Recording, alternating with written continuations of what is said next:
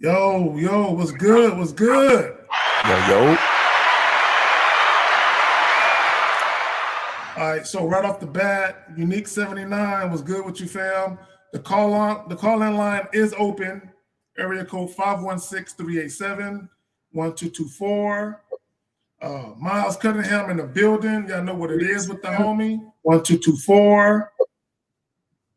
So, Miles, you got anything you want to plug or anything you want to get out before we get into this shit? Yeah, as always, guys, make sure you go check out the Masculine Identity Membership.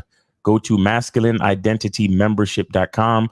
The latest program on there is called five human traits that are stopping you from developing your masculine identity, where I go into detail about regular shit that we do all the time, and we're not even aware of how feminine it really is. And because of the feminine qualities of these human traits, it's stopping us, and so I go through the definitions and then the mindsets and action steps to take on how to switch your mindset on how to really view things from a masculine standpoint. So you can, use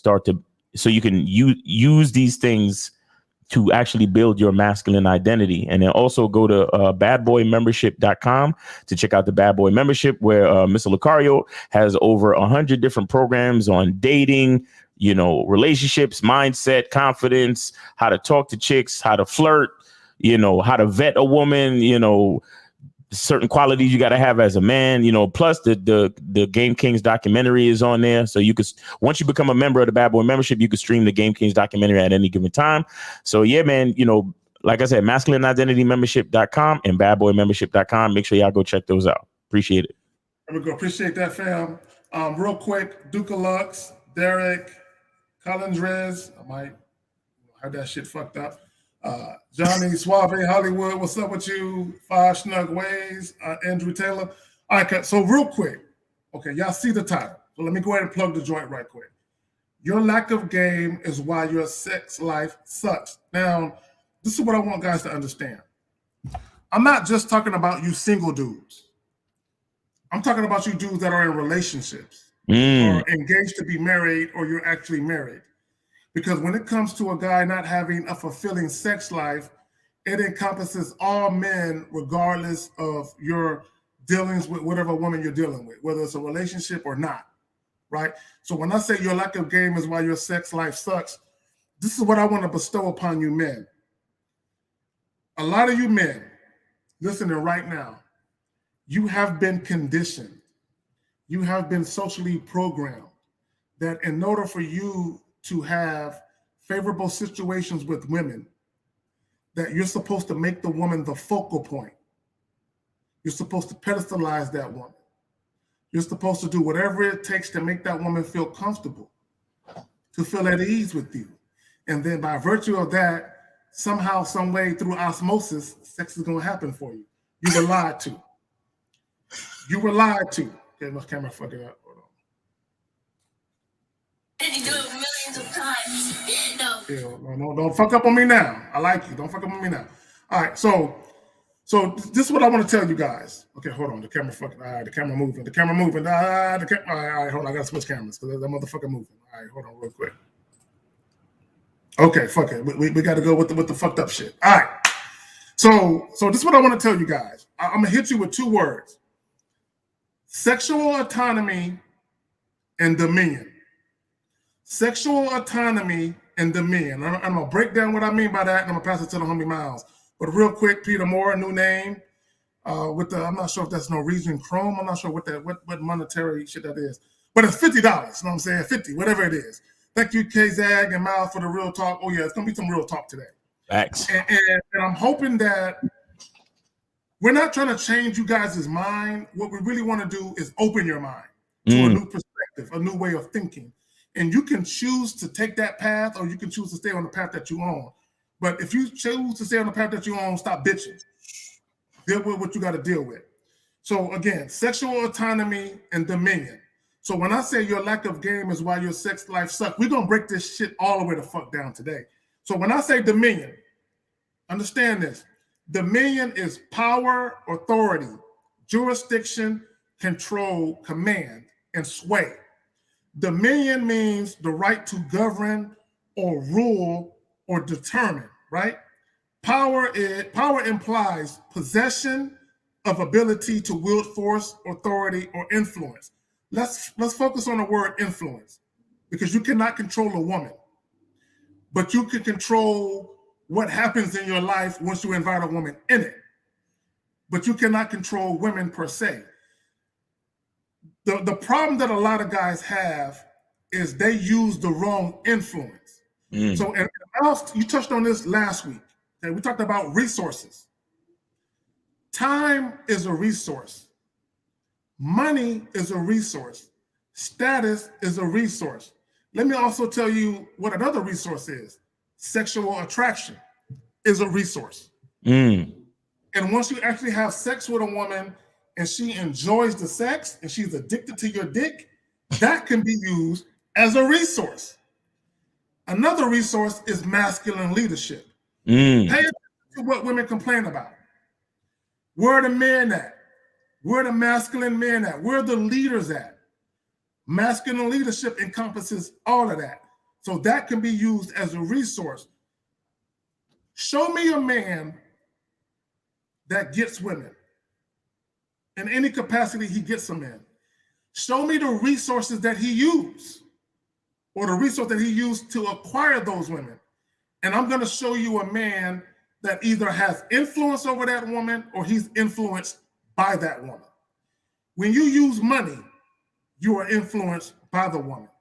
When you use status, you are influenced by the woman. Okay, when we talk about time, time is the most invaluable resource that you have, period. Okay, there's nothing that compares with time because you can get everything back. Okay, you can lose status, get status, whatever. You can lose money, get money, whatever. But time is the one resource that everybody uses.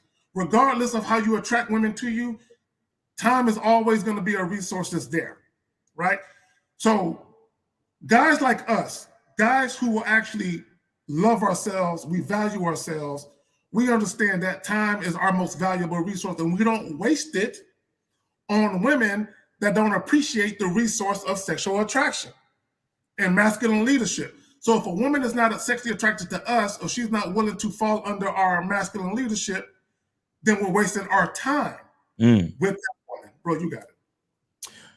Yeah, I'll say this, man. You know, we always try to reiterate that game is about you, and your sex life is also about you. You understand? A lot of the times, you know, and Lakaria and I just had a show where we were talking about, you know, that kid that got deleted because his girl was treating him a certain way, but she was a baddie, and everybody, you know, we had some callers call in and was talking about, oh, well, if, you know, I'll take certain levels of disrespect to a certain extent if she's attractive and this, that, and the third. And see, what guys don't realize is that you can look at the woman and put way too much stock in her physical beauty, right? And a lot of times you don't realize that what you're doing is you're also putting all the sexual energy into her. You understand? So you're not like some guys look at women. So, you know, if they're a dime, if they're a baddie, if they pretty, if they sexy and everything like that, it's like they're putting all of the energy, they're putting all of the focus, they're putting all of the admiration and everything like that into the female. And with all of those things comes expectation. You understand? So because she got big titties, because she got a fat ass, because she got a pretty face, it's like you're thinking that makes her sexy, right? But then when you actually get into the bedroom with her, she don't initiate nothing. She do that starfish shit where she just lay there. Because she's sexy and most guys respond to her like you do, she thinks she don't have to do much because she's already so pretty. You understand?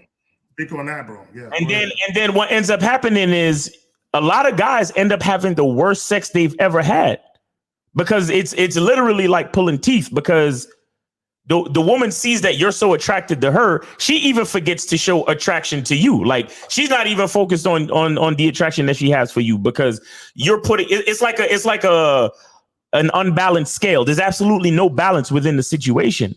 You understand? So the guy, see, let me tell you something. Like I even on a masculine identity membership, I have a video called creating a sexual identity. And I talk about purposeful masturbation, right? I talk about like, making sure you see yourself as sexy, making sure you have a certain level of sexual energy about yourself. Like there's this TikTok or there's this like audio on a TikTok that goes around from time to time that I be seeing on my feed where the guy goes, I used to work out because I didn't have any confidence, but now I work out just so I can look good, buck bone naked. And I want to look good. He said, like, there's just a voice of a guy saying, I want to look good when I'm slinging that thing. This nigga said. You understand what I'm saying? Yeah, I'll feel you on that. Because everything starts with you, even the sexual energy. You understand? Like, bro, I have mirrors strategically placed in my room for a fucking reason. You understand? When I'm at my girl's crib. Yeah. She got mirrors in her room, and I strategically put her in a certain position because of the mirror. I thought I was the only one who did that shit. But go ahead, fam. What I do is I be looking at myself. I'll be looking at myself while I'm. Nigga be like. Yeah, I'll be like, oh, like, there are times when I've looked at my body, and I've noticed. Like, you remember back in the day in the 80s, niggas used to do the snake. Niggas nigga. I've seen myself develop new strokes, new rhythms of thrusting, like all that type of shit by checking myself out in the mirror to the point where it don't got nothing to do with her, bro. Like, and shout out to my man Lucario, because he was the first person I heard say this. Yeah. But did you know that to a very large extent, you are responsible for your own orgasm? As a man? Oh, no doubt. Yes. No, as a human being. Yes, I agree. I agree. You are 100% responsible for you enjoying sex you have. So as a human being, you're the one that's responsible for your orgasm. So a woman is responsible for her orgasm, and a man is responsible for his. Now, why do I bring that up? It's because a lot of y'all think y'all having good sex because you're fucking a chick that's a baddie. Because you don't take the time to even explore your own sexual energy because you're so focused on the girl. And that's the lack of game that we're talking about. Because again, game, sex, all of it comes back to you. You understand? If you can't see yourself as a sexual being, if you don't see yourself as, like, for example, they talk about bringing shit to the table, right? Which is the stupidest shit. But what I'm saying is, because so many men are so focused on the baddie and the dimes and the girl, in their, whether they know it or not, in their mind, it's like she's the only one bringing anything to the table, because it's like, oh, well, it's not about me and my dick ain't worth nothing. It's all about the bad bitch. And it's like, brother, like, this is why you have to see yourself. You got to see yourself different. You got to love yourself. You got to believe in yourself. You have to like yourself. And dare I say it, you also have to consider yourself to be sexy. You know what I mean? I'm a sexy ass nigga. I don't know about you, Miles, but I'm a sexy motherfucker. Nigga, why you wearing my plush robe on this bitch all the time? I be feeling myself, man. There you go. Yes. But check it out. If you don't believe it, how the woman gonna believe it? Exactly. If you don't believe it, how is she gonna believe it, bro? There are times where I'll stand a chick. I'll stand a chick in front of the mirror, and then I'll do some crazy shit. I'll stick my finger in her mouth, and pull her head to the side to expose her neck. And while I'm biting and licking and sucking on her neck, I'm staring at myself in the mirror. This nigga is a vampire. While I'm grabbing on the titties and then playing with the pussy in the mirror, and I'm looking at myself do these things to her. Yeah, bro. And the shit I'm telling you is probably I'm probably telling y'all too fucking much. I should really be saving it for the masculine identity membership. Yes. Some of the things I just said is already on the masculine identity membership. But if you want more, you got to go get it. But the point I'm trying to make is, y'all dudes put way too much emphasis on the chick. It takes two people to have sex. You understand? And if you think that the only person in the room that is sexy or that has any type of I guess, beauty or attractiveness about them is the woman, then you're sadly mistaken. See, and I'm glad you said that, which is why I'm even talking about this. Most men don't consider themselves sexual objects, or they don't consider themselves sexually desirable. Most men don't consider themselves that, because if you did, you would know you can attract women to you without using money. Right.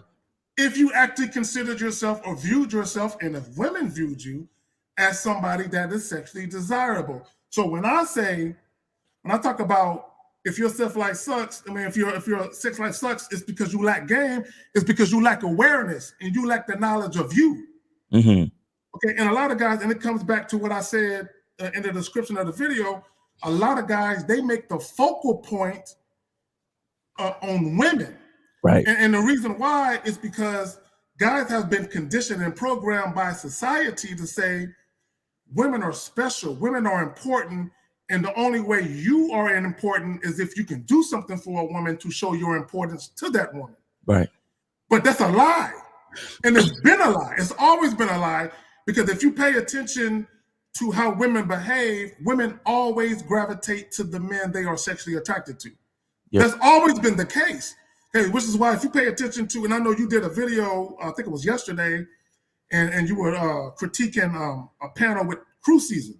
Yeah. Niggas. Yeah. And they were complaining about women. And right. What were they complaining about? Well, if you're not happy, and if I offer a date or I do extra shit for you, that should make you happy. Right. Because I'm trying to make you happy, because I'm trying to be happy by dealing with you. So I got to make you happy so you'll make me happy. Right. And that's the lie dudes were told. I'm telling you. And it goes to the, look, let me tell y'all something. And I'm going to pass it back to the homie Miles after I say this. Real quick, if you got a question, put a Q in the chat. There are some questions. We're going to get to you. We ain't going to forget about you. Right. We do that later on in the show. And feel free to donate. You know what I'm saying? Matter of fact, let me put the homies' information. Appreciate it. Okay, hold on. Game. Miles in the game. Hey, feel free to donate. You know what I'm saying? Also, feel free to call in and speak your shit. Yeah. Here's the thing. Okay. When I very first started doing YouTube videos, Miles, in late 2018, early 2019, I told dudes, y'all date wrong. None of y'all motherfuckers know how to date. Y'all date wrong. Okay, and the reason why you date wrong is because you made the focal point of the date about the woman and you forgot about you. You date wrong. Facts. You should never ask a woman what she likes to do so you can set up a date centered around on what she likes to do. Mm-hmm. It's not about her. And let me just say this for any women listening, because I know Renee, with us, no bunny self is in the chat. Shout out to you, Renee, with your beautiful self. You know what I'm saying? So, but I got to tell the truth. You know what I'm saying? And one thing that my father used to say, tell the truth, shame the devil. We're going to do that today. This is what women know. Women know that when they are really feeling a guy and or they're sexually attracted to that guy can do no wrong in a lot of cases. Mm-hmm. When they are not sexually attracted to the guy, they're going to make you do all the fun dates they can't get from the guy that they fucking. Because they don't require dates from him. So they're going to make you make up for that. This is why when you guys set up dates, like coffee dates, and chicks are like, oh, fuck a coffee date. It's not that women are opposed to coffee dates. They're just opposed to a coffee date with you. Mm-hmm. Because you're not compensating them enough for their time. The only time a woman really wants compensation for her time is when she's not sexually attracted to you, but she's willing to deal with you. Now, let me say this.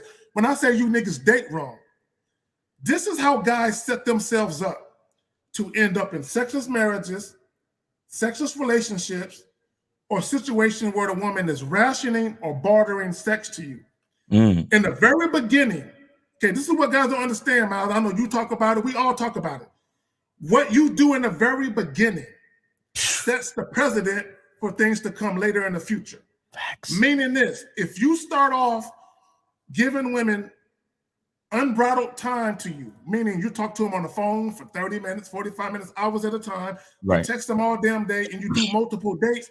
And then if you finally have sex with that woman, let me tell you what happens. Sex will always be associated with what you can do for her. I need you guys to understand what I just said.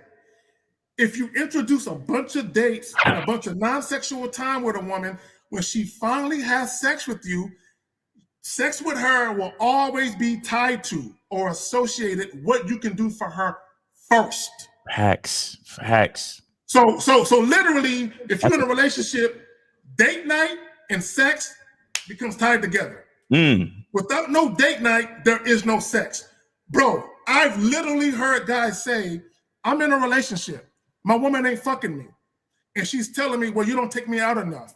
And then what do guys do? Okay. They start taking her out again. And what happens? Sex picks back up for a little while, for a couple weeks, a month. And then what happens? It falls back off. Why? Because date night and sex are tied together. And you did that. You men did that. You got it, fam. Look, I'll start off with and you get that question by Pro Joker at 149. But I had a situation the other day where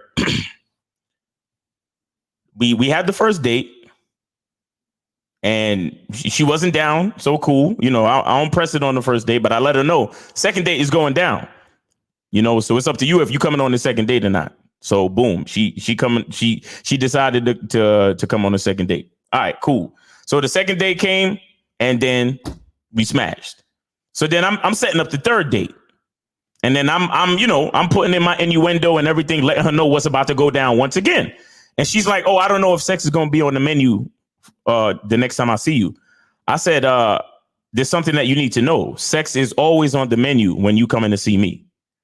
And then she said, well, I don't know if that's something that I want. And I said, well, take as much time as you need. You understand? No problem, no worries. But when you come in to see me, sex is always on the menu. You understand? And I haven't heard from her. You know what I'm saying? And that's okay. But again, that's the reason. See, it's situations like that where I tell guys, you're staring in the face of the devil and you blink. You understand? Because she's basically letting me know, well, I ain't trying to fuck you every time I see you. And I'm letting her know, no, that's not how the relationship is going to go. Now, a guy like me, I'm a straight face the female, and she's going to either shit or get off the pot. You understand? But the average guy who don't have no game, he's going to be like, all right, that's cool. You know, let's hang out then next time. And we don't have to have sex. No, I refuse. And you anybody listening to this, I really don't care what you call me thirsty. You could call me, nympho or sex starved or whatever the fuck you want to call me. The bottom line is I know how I conduct my relationships, and I don't give a fuck about anybody's opinion. I don't even give a fuck about the girl who's talking shit. You understand? Who I would like to move forward with and have sex with. But if you can't give me what I need, then what's the point of me talking to you? You understand? Now that leads me to my point about why your lack of game, it gives you a bad sex life. A lot of guys don't understand leadership. You understand? Now, even in that situation that I just explained to you, that's me. That's my leadership. Once she's fully aware of my leadership style, she can choose whether or not to be a follower of my leadership. That's where it is. Do you understand what I'm saying? So she let me know, hey, that's not going to be how I would like to. That's not the type of relationship I want to be in. Well, you can't be in this type of relationship. No worries. All good. Peace. Enjoy your life. Hopefully the next guy you meet will give you exactly what you want and everything will be just fine. But let's take it a step further. All right, let's go. I tell guys all the time, when I take a woman out, you understand? It's not because I want to take her out to butter her up for sex. I take a woman out because as from the time that I text a woman the details of the date, that's the beginning of foreplay. Do you understand? Because when I'm texting her about what to wear, when I'm texting her about how, you know, I'd like you to wear, you know, a skirt, or I'd like you to wear some heels, or I'd like you to wear this or that because I wanted to show off your curves and stuff. You understand? And I'm describing to her how when I come to pick you up and I sit you in the car and I'm driving, I want to have one hand on the steering wheel and the other hand on your thigh. And I'm texting her all of these things. Mm-hmm. All of that is foreplay. Now because and all of that, okay, and practically speaking, what is that? That's leadership, right? Because I'm telling her the details of the date. I'm telling her what I'd like her to wear. I'm letting her know what time I'm gonna be there, and so she is following instruction from even before the date. So okay, she's seeing my text, she's listening to my words, and trust me, the day of the date, when she's standing in front of her closet or inside her closet, and she's choosing what to wear based on my, guidance, recommendations and suggestions. Oh, the pussy's getting wet from there. When she's sliding on the panties, when she's putting on that dress, when she's slipping on them fucking heels that I told her to put on. Oh, the pussy's already wet for daddy. Trust me. Because she's thinking about you the whole time. I hope he likes this. I hope he likes this. Bro, this is what I'm talking about. And this is what the average guy doesn't understand. You see what I'm saying? This is what the average dude without game has no idea what I'm talking about. No doubt. So then I come to the door. Ding dong. Oh, the juices starts to trickle, bro. Open up the door, and then she sees me. She sees how I'm dressed, because I'm always a fly nigga. She ain't got to worry about that. You understand? And it's not really her job to even ask me what to wear, because I'm the leader. You get what I'm saying? All right, real quick. Antonio Wing Chong with the $2. Sub fam, here's my contribution to the game. Every little bit helps. All right, facts. Go ahead, you got it, fam. Open up the door, and then I see her, and then I take her by the hand. I give her a hug, give her a kiss, and then I turn her around and I let her know that I approve. You understand? Because like you said, the whole time she getting dressed, she's thinking, man, I hope he likes this. And when I spin her around, I tell her how good she looks. And then when she feel me embrace her, and I grab something, and then I pull that skirt up a little bit, and then I put my hands under the skirt, and then I grab it for real. Skin to skin, touch to touch, and I give her that tight embrace, and I give her that approval, and I validate her, bro. You understand? Now, if I want to, I could rip all the clothes off and take her down right there. Right. But what do? I said, nah, let's go out. You know what I'm saying? Let's go get a drink. Let me show you off around town a little something.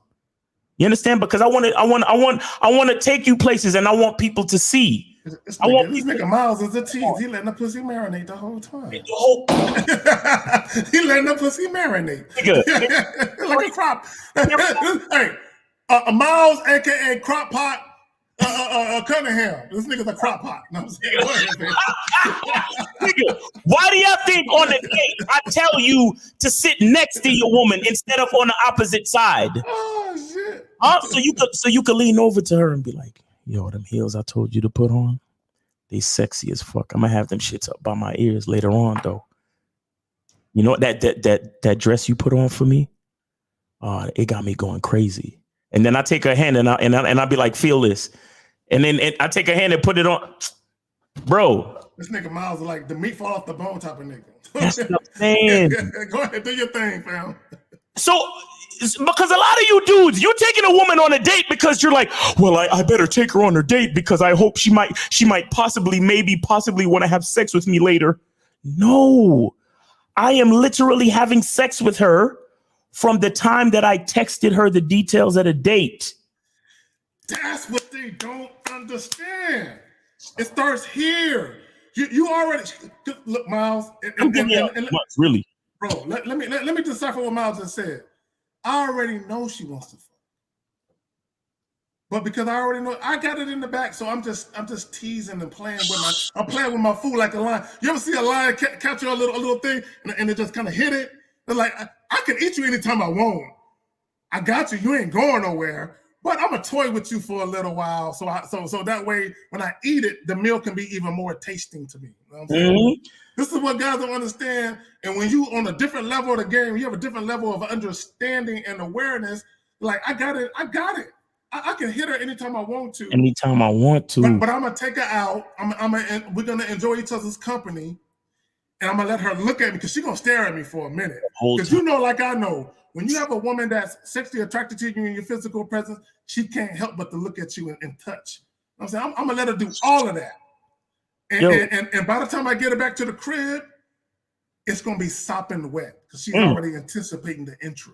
But sometimes I'll be out on a date with my lady, bro, and you catch them just looking at you, and it's almost like it's almost like, oh shit, like I done created a monster, like chill, shitty, like you need to tell them like hold up, what did I do? You understand what I'm saying? Bro, like I've been in situations where it's cold outside and my shorty bring her church fan with her. She got her fan. She got her fan with her. Bro, it's cold outside. I mean, it's fall time, it's spring and winter time, and it's sweat dripping down the back of her neck. Explain that to me.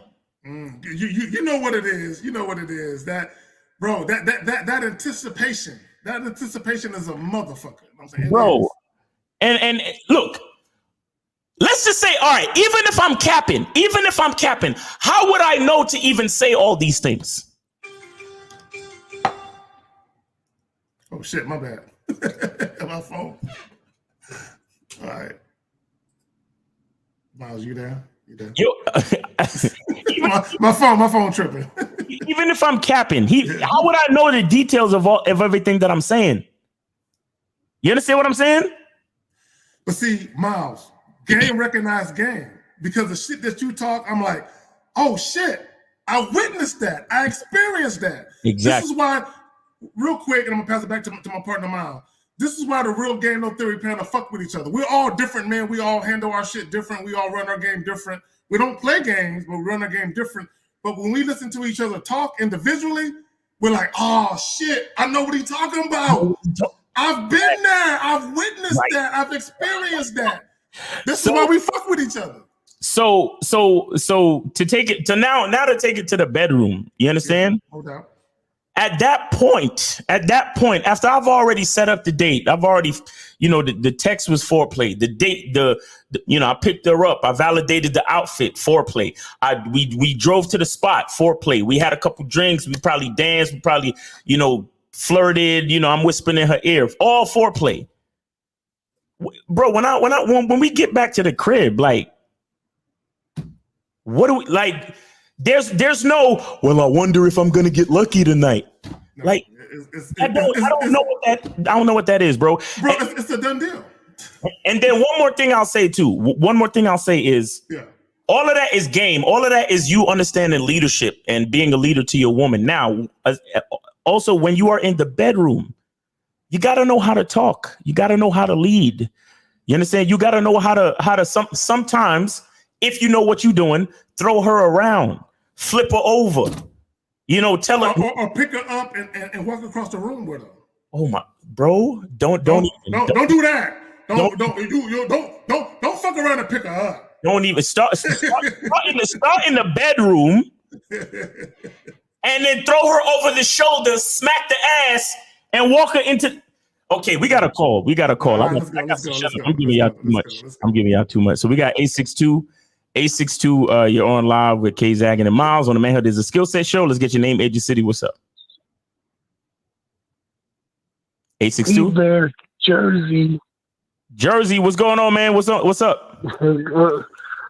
on, man? What's going on, Zach? Chilling. What's up? It was a great topic today. I was at the club and I was talking to this one chick, right?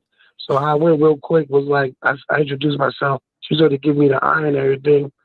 And then so she was taking care of business. On the way out, I was like, what's going on? She asked me how tall I was, blah, blah, blah. So she was showing interest in shit, right?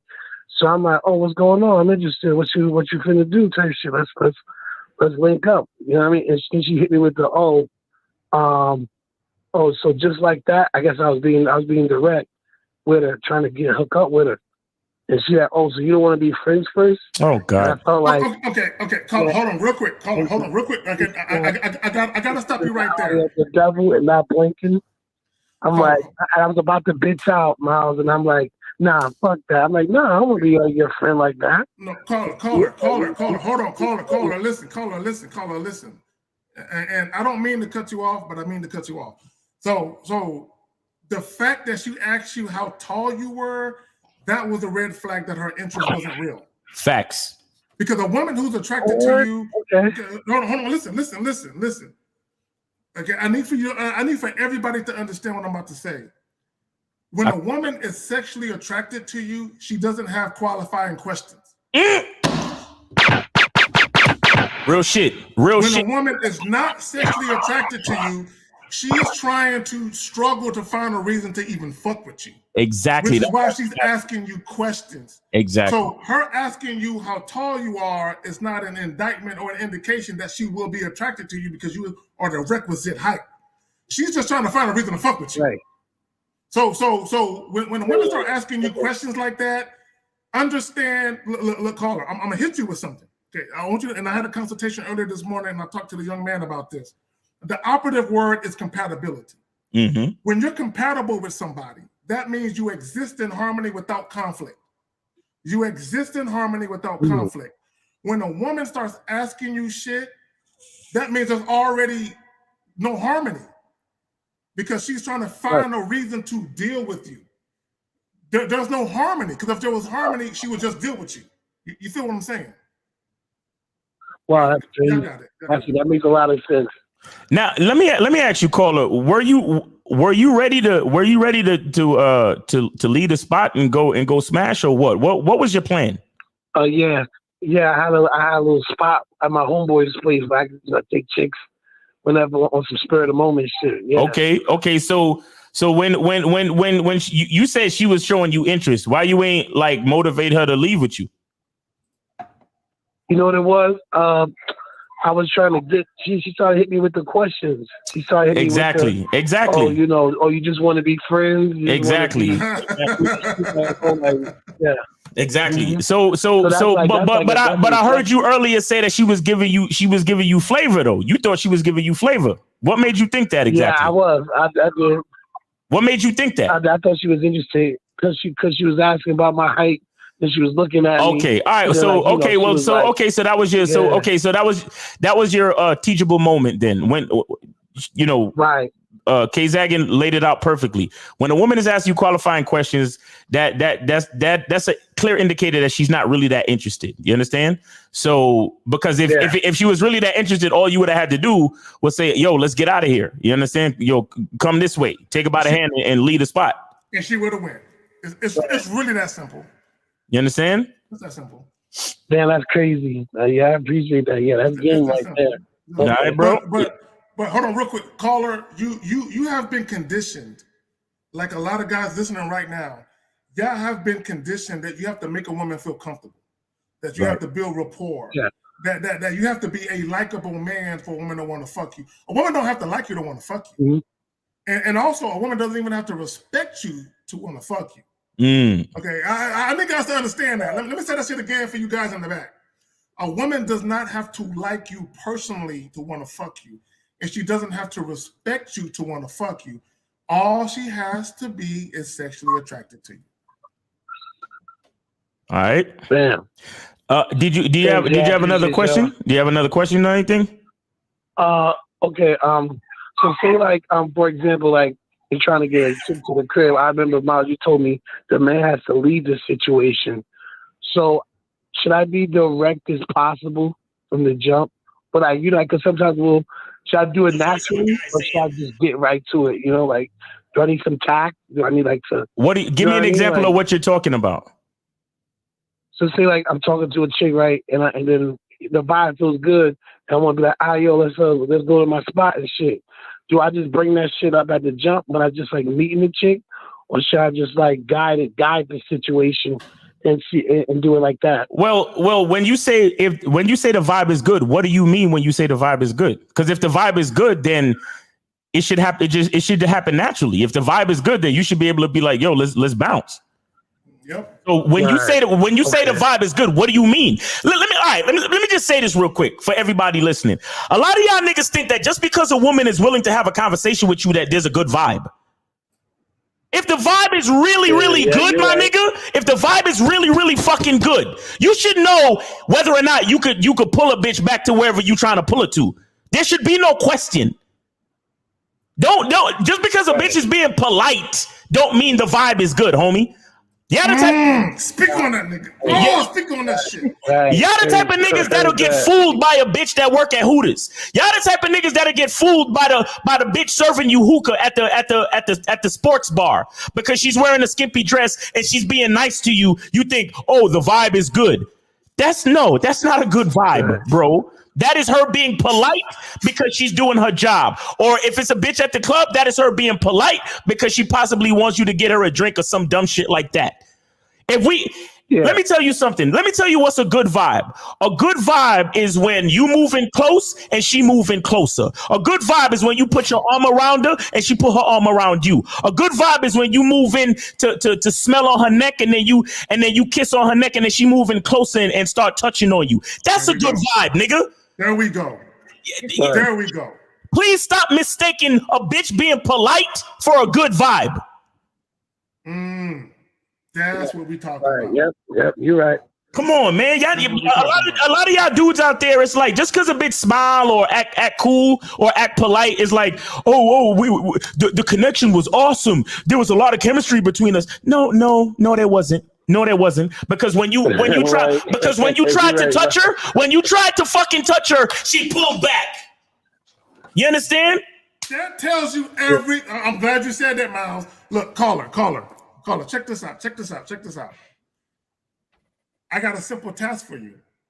The next time you're dealing with a woman, compliment her and throw the word sexy in the compliment and see how she responds to it. See how she responds. Facts. See how she responds. Look, hold on, real quick. I understand what I'm trying to say. If I say you got sexy lips or you got sexy legs or you look sexy in that dress, with a woman, whether it's consciously or subconsciously, that implies that you're thinking about sex. Exactly. So if you're using the word sexy to compliment a woman who is not sexually attracted to you, you're gonna know she feels some type of way about you doing that. Facts. Versus if you were using the word sexy to compliment a woman and she's engaging and she's appreciative and she's like, oh, he thinks I'm sexy, and she actually feels some type of way, like I'm feeling it, it's because she wants you to think she's sexy. So she likes the fact that you think she's sexy. You're gonna get two different responses. So use the word sex, and that would tell you everything you need to know. The woman's response will tell you everything you need to know. Yeah. I call her. So yeah, man, stop. Use compliments with the word sexy. Move in close and see her real reaction, bro. See her real reaction. There's a difference between a chick being polite and a chick really feeling you, homie. So that's what it is. All right, bro. Thanks, Miles. I enjoy your day. All right, man. Take it easy, brother. Take it easy. All right. I think we got monogamous on here. Hold on. This shit sticking. Hold on. All right. I think we got monogamous on here. Yo, monogamous, what's going on with you, bro? Yes, sir. Miles K. Jackson, what's good, guys? I donated. What up? Monogamous was good.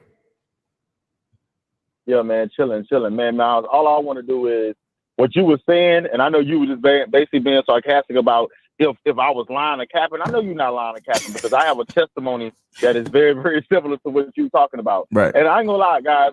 People gotta understand, bro. Players, real niggas understand other real niggas. So when you say something, I don't even have to. It don't even need to be no receipts because only a player nigga would know about that. Right. You know what I'm saying? So, but of course, that's over a lot of guys' heads. But I went to the same situation too, Miles. Like when I was out here, you know what I'm saying, being single, running my game or whatever or whatnot, right? I went through a phase of all the women that was being cooperative with me. I went through a phase of buying them Calvin Klein songs, you know what I'm saying, and sexy shit or kinky shit. So whenever they come over, you see what I'm saying? I could, you know what I'm saying? We can basically act all that shit out, right? So there's just one girl that I used to fuck with, right? She was a real consistent fuck buddy for like a year and a half, maybe like a year and a half, right? I almost put her to the next level. You know what I'm saying? That's how consistent she was, right? But here's what I want to say. When you young, you know what I'm saying? Because you got all that testosterone and you got all that energy, you'll just give any bitch good dick, right? Right. But as you get older, yes, you'll realize that your best outcomes in sex will most likely occur with women that are very, very cooperative with you, because you said something very, very key, Miles. You said that the sex chemistry and the foreplay starts way before the bedroom. Right. It started with the directions that you gave the women, right? So this particular woman and other women, but I'm just speaking on her, this particular woman, right, she was always consistent because we had like a routine of a regimen of every 3 weeks I was going to see her, right? Right. So, of course, the week before I would let her know, hey, I am available, da-da-da, you know what I'm saying, da-da-da. But, of course, you know, I used to buy her the thongs and shit like that. So I'd be like, hey, I want you to wear that black skirt with, you know what I'm saying, with the red thong, or I want you to wear the tights with no panties or whatever the case might be, right? You know what I'm saying? Right. But she will follow directions so good. See, guys got to understand this. When a woman follows your directions to the T, that means that she believes in you. And she believes that in whatever happens, you got it and the best outcome is going to happen. See, when girls don't be following directions, that's just a clear indicator that you don't believe in me and you're not trying to do what I want to do. You see what I'm saying? Exactly. Or you're not down for that. But when a woman believes in you, you know what I'm saying? She's going to follow directions. She already know. All I got to do is just follow his directions, and shit, the vibe is going to be, because, of course, real niggas understand. In sex, the woman is really the one that's getting pleasure. We getting our pleasure too, but we putting in the work. You know what I'm saying? But I used to do all that with the woman, and our sex will always be dynamite because she will always follow to the T. Miles, the only couple of times she probably didn't come to my house when it was time is because something really came up on her end, or she was sick or something. Right. Outside of that, it was none of that. Oh, I fucked this 1 week or this one, because girls do that. They'll be consistent with you for 2 or 3 months. Then all of a sudden you hit them. They up start falling Saturday, off, right? And then I'm not really trying to do right. I'm not really trying to, you know what I'm saying? Then that's when you know, okay, things is changing. It's cool. We're gonna have to readjust there. Right. But all I want to say is, as I gotten older, the best sex that I've had came from women that were consistent because they got the best dick for me. You know what I'm saying? Like before she already came over, I was already on her. I already had that energy to destroy that pussy. You see what I'm saying? Versus a chick that this nigga savage. She like, nigga, I'm killing shit. You see what I'm saying? So I'm just glad that you said that, Miles. Like the sexual chemistry and the foreplay and building up, it starts way before. It starts with cooperation. And guys don't understand that. Guys just be so focused on, oh, the pussy feels. No, you know what feels good? The cooperation. Exactly. The pussy that feels good. It's the cooperation. There you go. I'm telling you, that's what makes you fuck the shit out the chick. Exactly. It's being rewarded, bro. But guys out here, that's why it feels off, because you're rewarding the chick that don't deserve it. That's why it's off. You see what I'm saying? Yo, that's a heavy. No, hold on. You see right there? That's some heavy fucking game right there, man. Because that's another reason why your sex life sucks. Because a lot of you see, dick is a gift. That's number one. That's a when it comes to sex, dick is a gift. That's the rule, okay? Because the woman has the orifice, okay? The woman has the organ that receives. So dick is a gift. We have to understand this, because look, a gift box with gift wrapping, it looks nice, but if it ain't nothing in it, what's the point?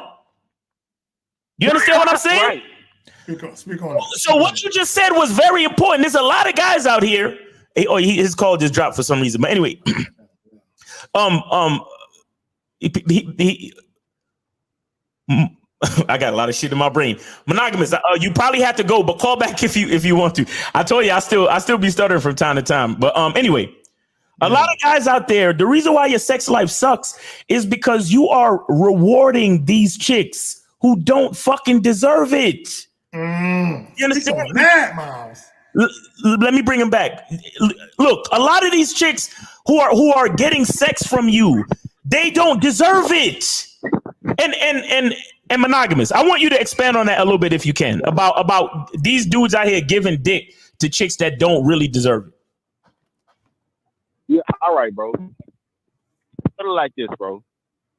And these guys, I know everybody has experienced that if you've been out here dating women, right? Have y'all ever had a fine ass chick, right?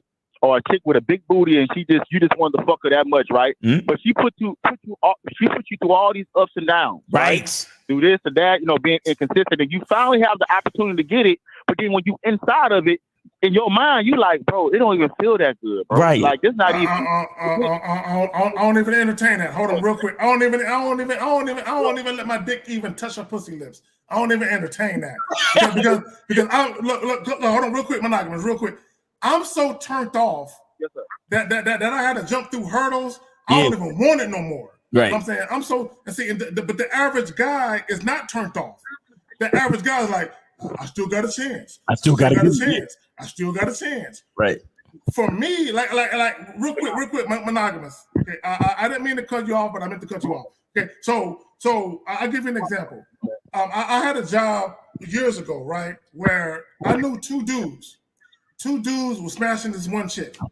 We all worked together. They were smashing this one chick. And when I realized she was smashing dudes at work, I'm like, all right, let me try to get up in there and finagle something so I can smash. And she blew me off. Mm. And then what ended up happening was those two dudes that was both, because these dudes were friends. I was cool with these dudes, but these dudes were friends, and they were both smashing this chick. Right. And they both end up getting fired. Like both of them dudes end up getting fired like a couple of weeks or a month from each other. Mm.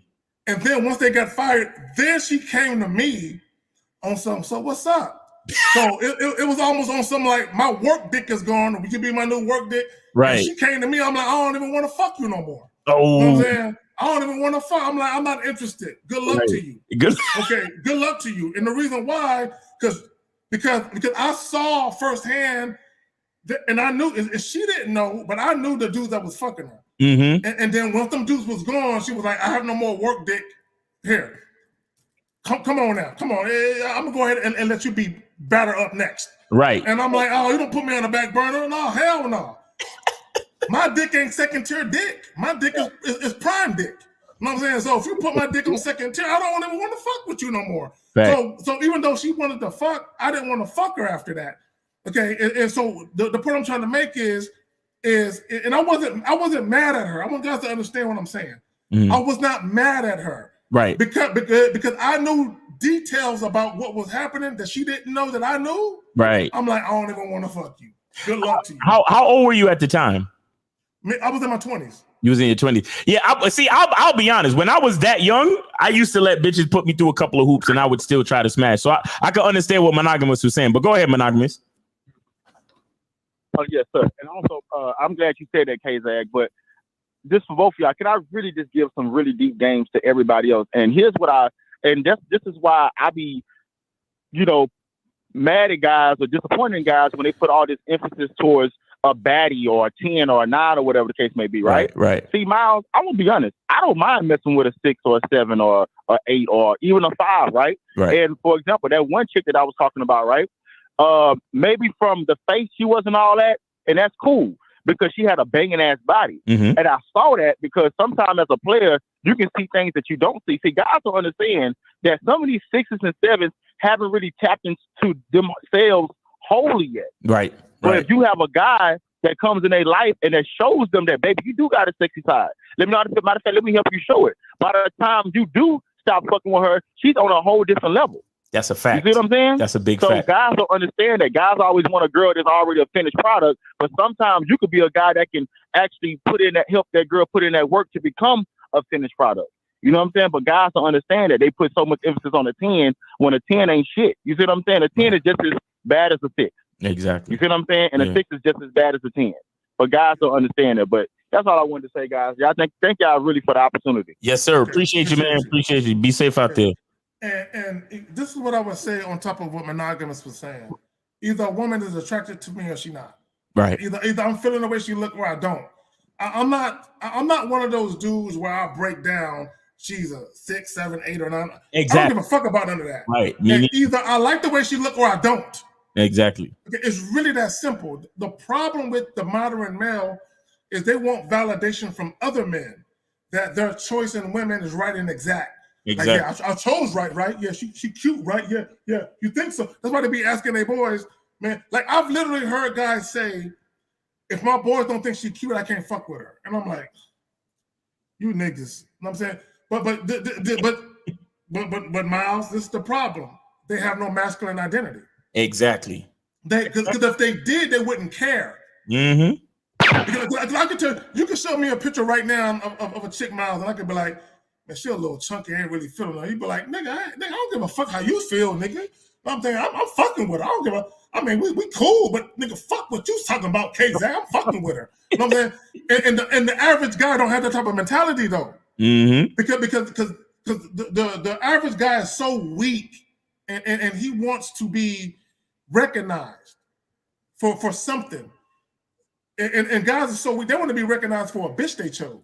Exactly. If anything, I just want to be recognized that I can choose a cool bitch that look good to everybody else. But that's how weak guys are. And let me tell you why guys are that weak. Guys who are that weak, they're not used to getting bad bitches. Exactly. They're not used. And this is what really happens. What happens is those guys end up getting money. They end up getting money, and they end up being in position to either trick for a woman or to wine and dine a woman. So now women that didn't fuck with them before are fucking with them now because they got money. So now they want to make up for all those lost years of being marginalized and being invisible to bitches, which is why they post pictures and they say, dating coaches, where's your receipts at? I got my receipts. No, I'm not naming no names. I'm just saying, because it's kind of like this. If you think about sports, like Barry Sanders, the running back for the Detroit Lions. Oh, this shit's tripping. When he would score, it's fine. It looks good. Leave it. It's good. It looks good. When he would score a touchdown, he would give the ball to the umpire. Right. Why? Because he was like, I do this all day, every day. I'm not gonna celebrate something that I do all day, every day. Right. Exactly. But for a nigga to get a bad bitch and he posting pictures, it's new to him. He's spiking the ball. He doing a whole bunch. It's new to him. He's like, finally, I got a bad bitch and I can show people. Right. So that's why they ask for receipts, is because for them, it's new to them. And it's new to them because they finally got money. Exactly. And now they can attract a woman. But go ahead, you got to film. Exactly. Nah, it's man, look, it's crazy. It's crazy how dudes don't realize that the game is about them, sex is about them, everything is about them, bro. Like you forget who you are, and even in the the statement that Monogamous made about giving dick to women who don't deserve it. It's like, man, sometimes you got to tell them no. Sometimes when a woman is like the caller that just called in. If I was at some spot and the chick asked me, so what kind of car you drive? She was flirting with me, but then she asked me some shit like, what kind of car you drive, or let me see that chain. Is it real, or whatever? Any type of qualifying questions like that shit turns me off immediately, bro. Like if she's not asking me like a question like, are you available right now? Can we leave right now? Or, you know what I'm saying? Or she might ask you, so what's your living situation? You live by yourself? Yeah. Because she getting that when she asks that. Yeah, you know what I'm saying? Like you live by yourself, or she asks me what my favorite position is. You know what I'm saying? Or some shit like that. Like that's what I like, bro. But when chicks be on that other shit and then you still want to give them dick just because they bad, it's like you're selling yourself short, bro. Like for real. Well, you should be offended. But you should be offended if a chick is asking you what you do for a living or what type of car you drive, and you tell her like let's say you tell her, well, I'll pull up in a Toyota Corolla. She's like, Toyota Corolla? Yeah, but but I got a Lexus at home that I don't drive because it's new. Oh, okay. And now she started acting different because you said a Lexus. You should be offended that chick is only fucking with you because of what you possibly could do for her financially. Right. You should be offended at that. But the average guy isn't. Why? Because they just want sex. Exactly. And that's the most important thing to them. And it's disgraceful, bro, because a lot of dudes behave this way, then a lot of chicks end up behaving a certain way. You understand? And they wonder why. And it right, bro, like I'll say this. I've been with what these young boys would consider dimes. And then I've been with the type of women I consider dimes. You know what I'm saying? So to speak. And the sex is always the best with the ones I consider dimes, meaning the ones that are compatible with me. You understand? You know, I really don't worry about what a other dude's opinion of a woman is. Like, she has to be compatible with me. You understand? And she has to like show a certain level of interest. And a lot of times it's like I have a range. I have a range when it comes to looks. Mm-hmm. You understand? A lot of dudes, I believe that a lot more dudes would get, you know, would have a better dating life, a better sex life, and would be able to relate to women better if they would at least have a certain range. You understand? Because with a lot of these dudes, like they're like, when they say they want a baddie or they want a dime, like, yo, like, bro, she can't be 5 pounds over. You know what I'm saying? Like, she can't be, you know, she got to be a certain height. Her hair got to be a certain length. Like, everything got to be a certain way. And then it's those same guys, right, who will turn around and be mad at women for wanting a man who's 6 feet. See, you can't have it both ways, bro. You see what I'm saying? Like, well, I only fuck with 10s. Or I only fuck with baddies, right? But then they be like, yo, man, these, you know, female nature, man, these chicks are mad hypergamous, man. All of them want a guy that's 6 feet, that with a 6-pack and make 6 figures. You know what I'm saying? Fuck these women. There's something wrong with them. But then you turn around, like, it's the same shit with the body count. Oh, yeah, I'm trying to fuck, but you can't have a high body count. Like, niggas don't even understand how perverted they are in their mentality. But we got a call. Let's get it real quick. All right, let's go. 216, you're on live with K Zagging and Miles on the Manhood is a skill set show. Name, age, and city. What's up? Yeah, I'm 18. Name is Jamil, and I'm from Jacksonville. You just made the cut, bro. You just made the cut. Jacksonville, what? What state? Florida. Jacksonville, Florida. All right, what's up with you, man? What's going on with you? Yeah, so I think this was yesterday, but I was watching a playback of the show with you and Mr. Lucario yesterday, and I remember somebody called in asking about, like, when a girl, like, she's, like, trying to get attention out of you. So, like, my situation is, so I had this girl, I was having sex with her, then we stopped having sex, and then, like, she'll text me, she'll be like, oh, like, what you doing tonight? And I'll be like, oh, nothing, you know, I'm just working. She'll be like, oh, let's link up after work, you know, basically to have sex. And then basically after work, I hit her up and she'd be like, oh, never mind. I don't want to anymore. And then, like, it just takes back to, like, I was saying, like, what should I do in that situation? Should I just, like, hit her? Like, I should just tell her, like, hit me up once you're ready, or what? Okay. All right. Miles, you want to go ahead and get it first? That sound like unmatched, block, and leave her the fuck alone. Yep. I was thinking the same thing. Yeah. Because caller, she's playing games. Okay, meaning this: if you've already had sex, and then she is attempting to set up a sexual rendezvous with you, where you're gonna have sex again, and then she hits you with never mind. It sounds like this is what it sounds like to me. It sounds like she wants more than sex, but she wants you to sweat her a little bit. That's what it sounds like to me. Mm-hmm. But no matter what it sounds like, it equates to her playing games. When a woman is playing games, you got to get rid of her. She is a detriment and a danger to you if she's playing games. Okay, that it can never end well if you deal with her after that. Because a woman, caller, I know you're young, and I was 18, and I had fuck buddy situations with chicks I just had sex with, and I didn't deal with no bullshit with. When a woman is sexually attracted to you and she's cool with the sex, mm-hmm. She don't do extra shit. When a chick is doing extra shit like the woman you're talking about, she wants something more. And it could be she's upset because she's not getting what she wants. So that's her way of trying to finagle something. Understand that?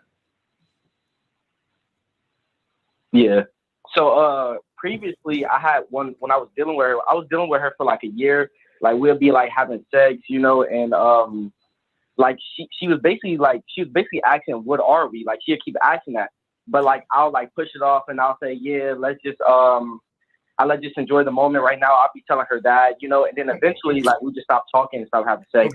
Okay. Let me ask you a question. Now, what I'm about to ask you, I need you to be honest about what I'm about to ask you. Did you ever spend a night with this young lady? Spend the night? Nah, we never spent the night, but it was previous times where like we would be with each other for like 2 hours or 3 hours, you know. Doing what? Doing what? What were you doing? Like we'd be like kind of like, it was one time where she did come to my house and we was like laid up for like 3 hours, you know. Doing what? What were you doing for 3 hours? What were you doing? So we'll be like, she'll come over, we'll have sex, you know, and then after sex, we'll just like sit there and just like be talking. And then that's where I kind of messed up at. No. That ain't where you kind of messed up at. That's exactly where you messed up at. Look, call it. And I know you're young, so I'm not gonna hold you on that. Here's the problem, okay? And I'm gonna drop a video talking about fuck buddy etiquette. If all you want is a fuck buddy, all you can do is fuck. Yeah. Meaning, if y'all talk on the phone, the only reason you're talking on the phone is to set up a fuck buddy rendezvous. If you're texting, the only reason you're texting is to set up a fuck buddy rendezvous. Meaning, bro, caller. I know you're young, but I'm gonna hit you with something. I'm passing to the homie Miles. There were women that I had as fuck buddies that never even knew my last name. They didn't know my last name. They didn't know if I had brothers or siblings. They didn't know nothing about me. All they knew is what my dick looked like. That's all they knew. You know what I'm saying? And what it felt like. That's all they knew. Because that's where I kept it at. So if you want a fuck buddy scenario, that means you can't be taking showers with chicks. You can't be washing chicks' hair, giving them a sponge bath. You can't be letting chicks lay up on your chest, playing with your nipples. You can't let none of that go down. It's just fucking. Yeah. Go ahead, Miles. Caller, you say you're 18, right? Yeah, I'm 18. Yeah, you one rule you have to make for yourself is you have to focus on what you want and make decisions behind the focus of what you want. So another name is to move strategically, or every move you make should have a purpose. Do you understand? So you have to understand how your actions communicate to the female that you're engaging with. So if you have sex and look, if you have sex and you chill for 5-10 minutes because you just finished and both of y'all need to catch your breath, that's one thing. But to be laid up for hours and hours after, walking around naked and eating food and watching Netflix and all this type of shit, nah, bro. Nah, that's not how it goes. That's really not how it goes. You have to be, like I said, you got to be strategic and purposeful in how you move and understand how your actions communicate, what your actions communicate to the female. All right. Yep. Makes sense, man. Hey, I appreciate y'all, man. Y'all have a good evening. You on mute, Zach. Hold on, real quick, Carl. I know you appreciate this. I'm gonna say this, and I'm gonna piggyback off what Miles said. The mistake that a lot of guys make is they'll tell a woman, "I don't want a relationship." And they'll think, well, because I told her that, why is she tripping? But then you will do the things that suggest to her that a relationship is possible. Yo. And caller, your actions speak louder than your words. Listen, there have been times, and caller, this is a little bit of extra game for you, bro. There have been times where there are things that I want to say to a woman, and I purposefully don't say it, and I make moves instead. You understand? So let's just say I've been vetting a woman for 12 months and she's been consistent, everything been good. Instead of telling her, hey, I want to take this to the next level, instead of doing that, I do something that shows her that we're moving to another level. You understand? Like I do something like, we go out for a nicer dinner, or we go out and instead of it just being like some regular degular shit, like I tell her to dress up for a more formal type of dinner, or we might like go somewhere and we might spend a little bit of extra time together. Like we still gonna smash, but instead of it just being like a rendezvous, just meet up and smash, it becomes something that's a little bit more involved. You get what I'm saying? So I'm not gonna tell her, yo, I wanna I want to, I want to move this to the next level. I want to get a little bit more serious with you. Instead of saying it to her, when I set up the next meeting between us, I make sure it's something a little bit more serious than it was before. You understand what I'm saying? But again, what I just said is based on having vetted a woman for at least 12 months. I'm talking about, and her consistency and compliance level has been like a fucking one. That's what I'm talking about. You understand? So don't misconstrue what I'm saying and fuck around and do some shit after a couple of months. You hear what I'm saying, young man? Yeah, I got one more question. Go ahead. All right, so what do you do when a woman, like a female, doesn't want to get out your house and you're telling her to get out? What? Bro, what kind of problems are you having, bro? What the hell going on? What do you mean? What do you mean? Wait. So I had this girl over, she comes over and, I had gotten in the shower. And then I got out the shower and then me and her, we were talking. Wait. How long have you known this girl? We've known each other for about 6 months. 6 months, and you go into the shower and leave her unattended in your house? Oh, Call her. Say yes. Just say yes. Say yes. All right. Yeah. I know. Okay. So you don't see nothing wrong with that, right? In my head, I was kind of suspicious about it. I'm like, this girl could try to do something. She could be going through my room or something like that. This nigga. I was thinking that. Renee, a young lady just said, hell no, she wouldn't do that. So if you thought about that, why the fuck did you still go in the shower then? I don't know. It was real quick though. I don't care, bro. I don't care. I don't care. Please look. If you're gonna call into a show like ours, I'm gonna need you to understand when you made a mistake, and I'm gonna need you to own up to it. I don't give a fuck if you went in there for 5 seconds just to wash your underarm, my nigga. You fucked up. You understand? I need you to recognize that you fucked up. Can you recognize that you fucked up? Yeah, I recognize it. Okay, thank you. Okay, cool. So now let's move forward to the part where. Okay. I just fucking told you that what your actions communicate to a bitch is important. So what kind of communication did you think going into the shower and leaving her in the house unattended? What kind of message did you think that sent to her?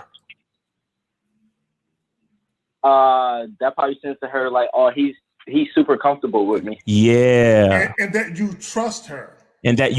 So now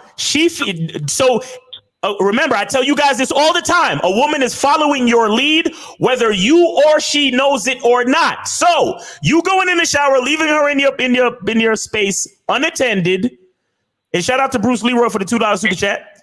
Leaving her unattended shows her that you are comfortable with her.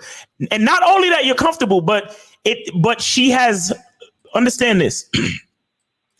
You're also telling her that she has earned a level of comfortability. Do you understand that? Yeah.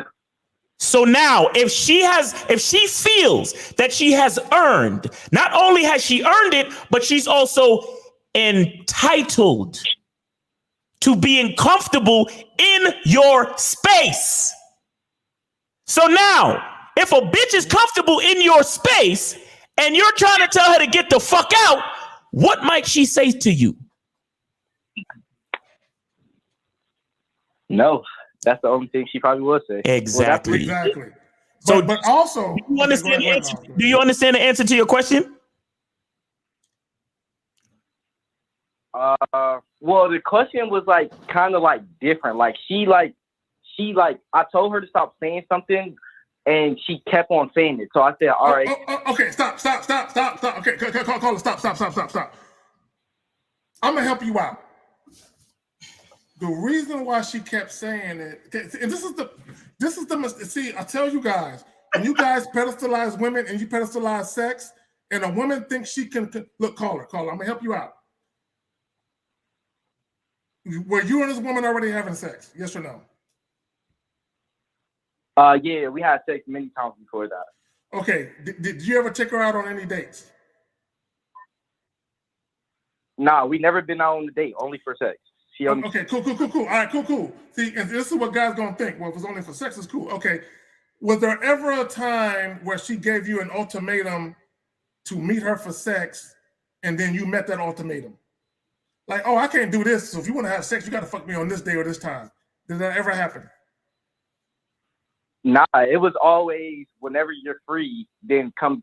It was always whenever you're free, we could like link up. But she was like, because I know you'd be busy, so just let me know when you're free, and we could do it like it's Okay. whenever time. That's what she was. Okay. All right, let me ask you another question. Was this a woman that you laid up with before or after sex, and or was this a woman that you had a lot of phone conversations and text messages back and forth with?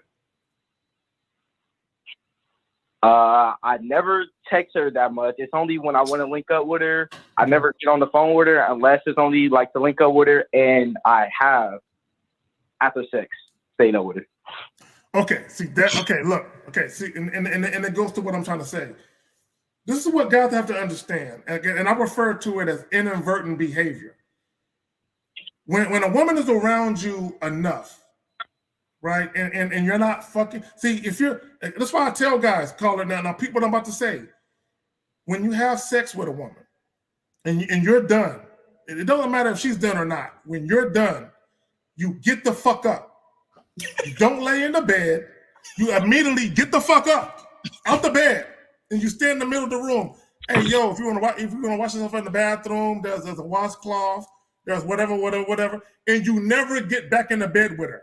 And you immediately put your clothes on.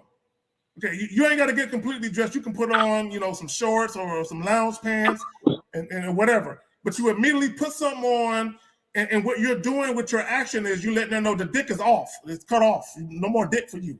So you're letting her know that with your actions. Right. But you're also when you get out of the bed, you're letting her know we're not lounging. We're not kicking it. And then when you tell her, hey, there's some feminine wipes, there's a washcloth in the bathroom, you're letting her know the dick is cut off for the night. There's nothing else going on for the night. So go wash your shit. Go wash your cat off. And then you can say, hey, you thirsty? I'm going to go to the kitchen to get myself something to drink. Do you want something to drink? So you're being hospitable while at the same time letting her know the dick is off for the night. Right.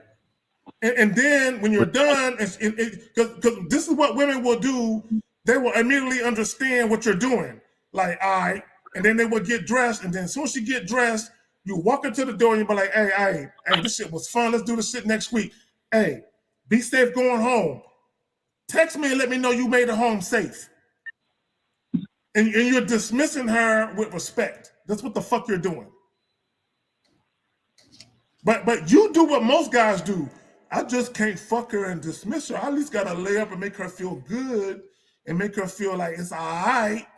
And you're setting yourself up where the woman thinks there's more going on than what's really going on. Right. You feel me? Mm-hmm. Yeah, I understand now. It makes you think that he's more comfortable enough with me where he want to keep sitting in the bed with me. Yeah. Yes. You're pillow talking. Don't do that. Yeah. Don't do that shit. I saw asking questions like, so where'd you park? Or, let me walk you to your car real quick. Shit like that. Oh, do you need some water for the road? Shit like that. Like, cause I keep bottled water in my crib. So I'm like, hey, you want the water? Mm-hmm. You feel me? For the drive home or whatever the fuck it is. You understand what I'm saying? Like you gotta. Those are the type of questions you gotta ask her while you're like K Zagan said, respectfully ushering her out the door. You understand? So that's how I go. But understand the conflict of her not wanting to leave is a result of your previous actions. So you have to be purposeful in the way you behave around the female. All right, bro. All right, man. Appreciate that. Y'all have a good afternoon. All right, take it easy, man. Caller. Good luck to you. All right, and then we got 757. You're on live with K Zagan and Miles. Name, age, and city. How can we help you?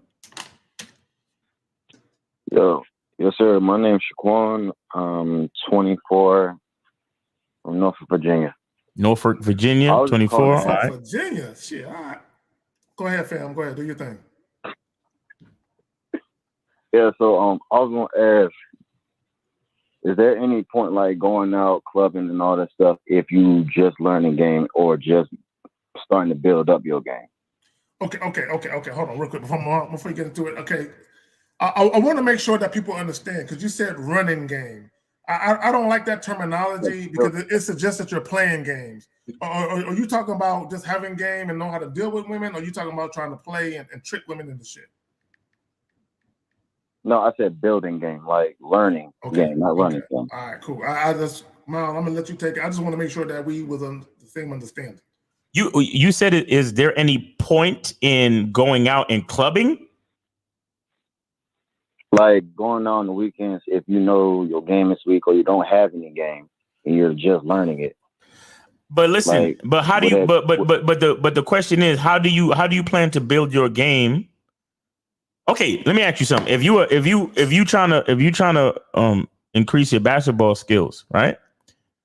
Does it make sense for you to go out and play basketball or get a pickup game or run some drills or go to the park and shoot around? Does that make sense? Yes, sir. Okay, so if we talking about how to relate to females, how to meet females, how to talk to females, if we're talking about understanding who we are as men so we can know how to relate to other people, then wouldn't it make sense for you to go out and practice relating to other people? Yeah, but for I feel like for the longest I've been just winging it, not knowing what I was doing. Okay, well, are you down with K Zaggin as far as coaching, or have you purchased a book? Are you on any membership? What are you doing? What are you doing to actually invest in yourself to build your game? Are you fucking with the Real Game No Theory panel or masculine identity? What's up with you? Nah, I started with Steve Dean. Like I'm learning through that right now. Okay, like I'm just starting. Not just starting, but getting into it. And what I'm learning is like, I wish I would have known this months ago or years ago. You know what I'm saying? Right. It feels like, okay, I'm at ground zero. So it feels like me going out here, not knowing what I'm doing, not having confidence, not knowing what I'm talking. You know what I'm saying? All of those things. So that's what I was trying to build up first before I just jump out there. Okay. All right. Colin, let me help you out. Let me help you out. Right. I got partners that do they do a lot of trading when it comes to stocks.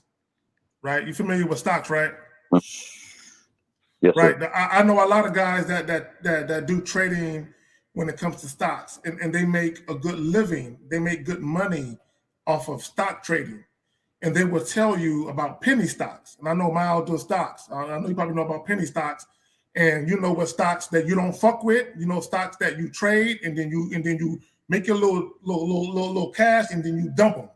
And then there's other stocks that you make, there's other stocks you deal with that you hold on to it, right? But it takes knowledge, okay, for you to understand what to do with certain stocks. And that knowledge comes from your experience. Okay, so when you're dealing with a dude who has experience, he can give you the knowledge. Hey, man, this is how you should move. Like if you never traded stocks before, you can go trade stocks on your own, and then you can fuck up and lose some money. Or you can holler at a dude that has knowledge as far as stock trading and what stocks to fuck with, what stocks not to fuck with. And it's not to say that you won't lose no money, but you won't lose as much money because he'll give you some knowledge as to how to move, right? This is what game is the same way. A lot of dudes don't understand game is the same exact way. You can learn game on your own, but it's going to take you years, trials and tribulations, doing goofy shit with chicks, and eventually you'll catch a clue. But do you want to catch the clue at 60 or do you want to catch the clue at 30? Right. That's what game does for you. It helps you catch the clue sooner. Right. Y'all got it, man.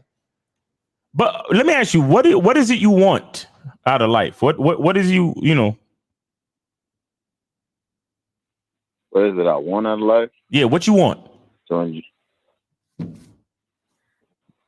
bro, to be a man, bro.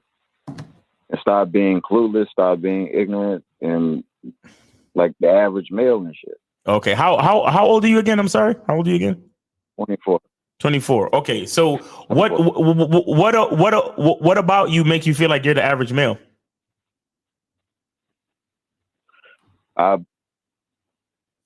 Well, basically because I subscribe to many of those ideas that they have had, like that red pill stuff and all that.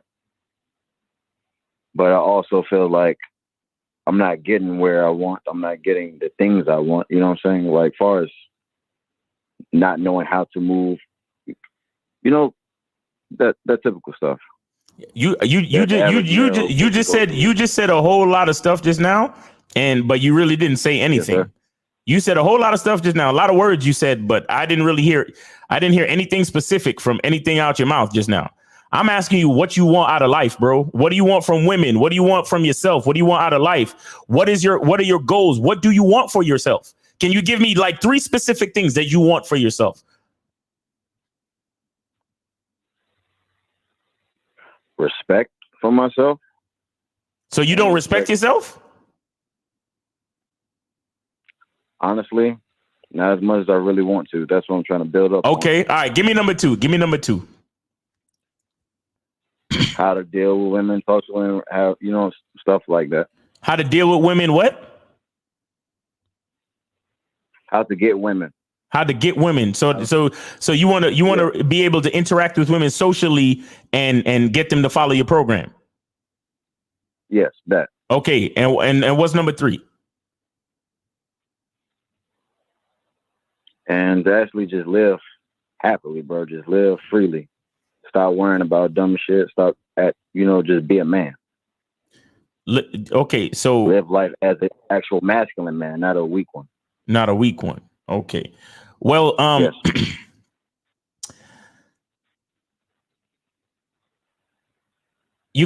So you really gotta develop a masculine identity, bro. You have to who do you have the information on your ID memorized? Yes. You know your social security number? Yes. Okay. So all right, you at least have that stuff down. What you also need to do is you need to look at yourself, and you need to have a vision. Have a vision of the man that you're trying to become, and then you need to make daily decisions towards that. So just for an example, let's just say you visualize, I don't know what you look like now or whatever, but let's just say you visualize the man that you become being, the type of guy who's fit. Like you got 6-pack and you got defined muscles. If that is something that you visualize for yourself as a man, then what are certain daily decisions that you think you're going to have to make in regards to that? Working out, cut out a lot of junk food, stop eating so much. Gotcha. Watch your calories, watch your diet. Okay. All right. Right there. All right. So you have you have a level of intelligence of how to get these things done, but you need to sit down and you need to sit down and decide it. You need to sit down and design it as well. Start making decisions on who you really trying to become. But again, you have to be specific though, because I hear you just saying a lot of words, but you're not really specific about anything. And that's the type of stuff that will leave you confused. Because when you don't have specific, points of whatever it is you're trying to achieve, then, you lose the purpose behind it. You understand what I'm saying? Yeah, go ahead, Zach. Yes, sir. Let me say this. The problem with a lot of dudes is all they know is they want a woman to deal with. They want a woman to deal with, or they want to have sex. And that's all that they know. So if that's all that you want to do, but you don't have any true and tried way of doing your own thing, then you're going to go by what society says you should do. Society says, take her out on dinner dates. So society says, don't mention sex, wait for her to mention it. So the problem with a lot of guys is you date based on societal norms or societal standards. And again, when you listen to that, the focal point is the woman. The focal point is never you. Okay, and I'm not saying because you make the focal point you that you diminish the importance of a woman. Because a lot of women will listen to what we're saying and they think that we're male chauvinists. You know what I'm saying? They think that we don't like women and shit, we're misogynists. No, we're not. But we are pro-man. So when I say you motherfuckers date wrong, and you do, a lot of y'all date wrong, okay? You date for the purpose of trying to appeal to the woman. You date for the purpose of trying to get her to like you. You date for the purpose of trying to make her feel comfortable. You date for the purpose of trying to build rapport. That's not why you should be dating. And shout out to Miles and Lucario. They tell you guys, when they offer the first initial date is just to see if the woman got her head on straight. It's to see if they want to deal with her going forward. The date is not about to validate themselves in the eyes of the woman to make sure, are you cool with me? Do you like me? Am I somebody you want to date? No, you don't date based on that. Okay. Again, the operative word is compatibility. When we talk about compatibility, what is that? Harmony and dealing with people where there's no conflict. That's it. So when we talk about dealing with women, what do we talk about? Being compliant, being cooperative. In other words, you're dealing with a woman who is in harmony with whatever it is you're doing. There's no conflict to whatever it is you're doing. I'll give you a real brief example. If I give my number to a young lady and she calls me up a few days later and we're on the phone and I tell her, hey, I got some free time tonight. Why don't you come by and holler at me? And she's like, you want me to come to your house? The very first time she said, so you want me to come to your house? There's conflict. There's conflict. Because if I say, yeah, why don't you come by and holler at me? She's to say, where do you live? Text me the address. That means there's no conflict. That means we're in harmony. But if she says, so you want me to come to your house? I just met you. I'm not that type of girl. You should at least take me out on a proper date. There's conflict. There's nothing about our interaction that's harmonious at that point because she ain't trying to do what I want to do. So guess what Kay gonna do? All right, well, look, I ain't trying to take you out on no date, but the invitation still stands. You have my number. When you want to holler at me, hit me up. And I'm gonna let her go. I'm not gonna be mad at her. I'm gonna say we're not compatible because what I want to do right now, you don't want to do. It's cool if we're not on the same page. That means we're not compatible. This is why when you guys get rejected by women, you're all upset. When a woman rejects you, take it as we're not compatible. It's cool. It's all love. That's it. And then you just walk the fuck off and move on to the next chick. But y'all, the reason why guys are mad is because you're so attracted to that woman and you really wanted to fuck her really bad. Right. And you really, I gotta fuck her. I gotta have her on my arm. So that way my other dudes will validate me like, man, you pulled her? Yes, I pulled her. And your ego is in the way. That's why you can't walk away and be cool with it. And y'all got it, man. All right, call it, man. So you say you down, you on with Steve, right? You just started working with Steve, yeah? Yes, sir. All right, well, keep working. And like I said, focus on things that you want. Focus on what you're focused on. You understand? But be specific. Try to be specific, because when the more specific you are, is the more you're getting to know who you actually are. You understand what I'm saying? Like just saying I want world peace don't make it. Like, you need to be able to say, look, I want to go into the hood and work with the gangs of Chicago and try to make peace between the gangs and start there. Like, you gotta be specific. You get what I'm saying? Like, that's how it works. All right, bro? Yes, sir. Appreciate it. All right, man. Have a good day, man. Appreciate your call. All right. So Walking This Way is Impact Voice Podcast. And shout out to you, fam, with the 5. You got 5 on it. I'm enjoying this worth the investment. Facts. All right. Appreciate it. We get on the calls. We still got calls? Yeah, we got calls. All right, let's go with it. I think this is 50 right here. All right, what's Yo, up, 50, what's up? Is that me? Yeah, what's going on? It's you, nigga. What's going on? What's up, 50? What's up, 50? I'm sitting outside of my house smoking the joint. It's all good. Look here. Wait, 50. Do you got us on Bluetooth for speaker or something? Yeah. Shit. Here we go. Yeah, nigga. It's fucking with the audio quality, bro. We gotta talk to you about that. Yeah. He got. Is that better? Hey, okay, I didn't know if you had the massage oils all on the phone or not. I didn't know if you was fucking with the massage oils and the shit was leaking on the phone receiver. I don't know. Well, it could happen like that. That's why I couldn't all the time. Well, What's up? fellas, I probably know the answers, but it's kind of deep. It's a little, and most of these guys probably won't understand it. But look, let's go. Without giving much away, I got a client. She's been seeing me for about 5 years. My MVC, most valued client. She ain't what these motherfuckers out here would think is a baddie. She's not what these motherfuckers would think, right? Now, she doesn't live she's not from the mainland of the United States, but she's a U.S. citizen, and where she lives is the U.S. territory. Okay. Now, she had made comments earlier, maybe last year, and maybe the beginning of this year, little stuff like, oh, next time I date, I need to date a therapist. And I said, nah, you don't want to do that, right? Then she made a comment one day. She came in. She goes, yeah.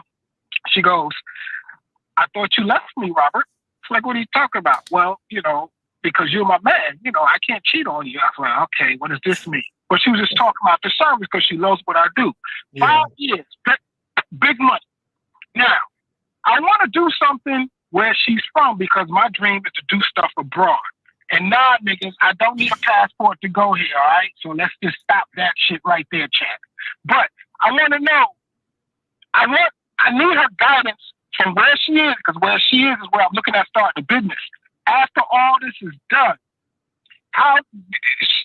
when she does support me, help me out, then that's when I can gift her the dick, correct? If she guides me through this, because this is her place, I don't know nothing about this land. I'm going to go down there a couple of times to see, but I'm going to bring it up to her. And if she should happen to help me, because this is her thing, money making. That's what her job is. She makes money. She counts money. She finds it. That's her thing.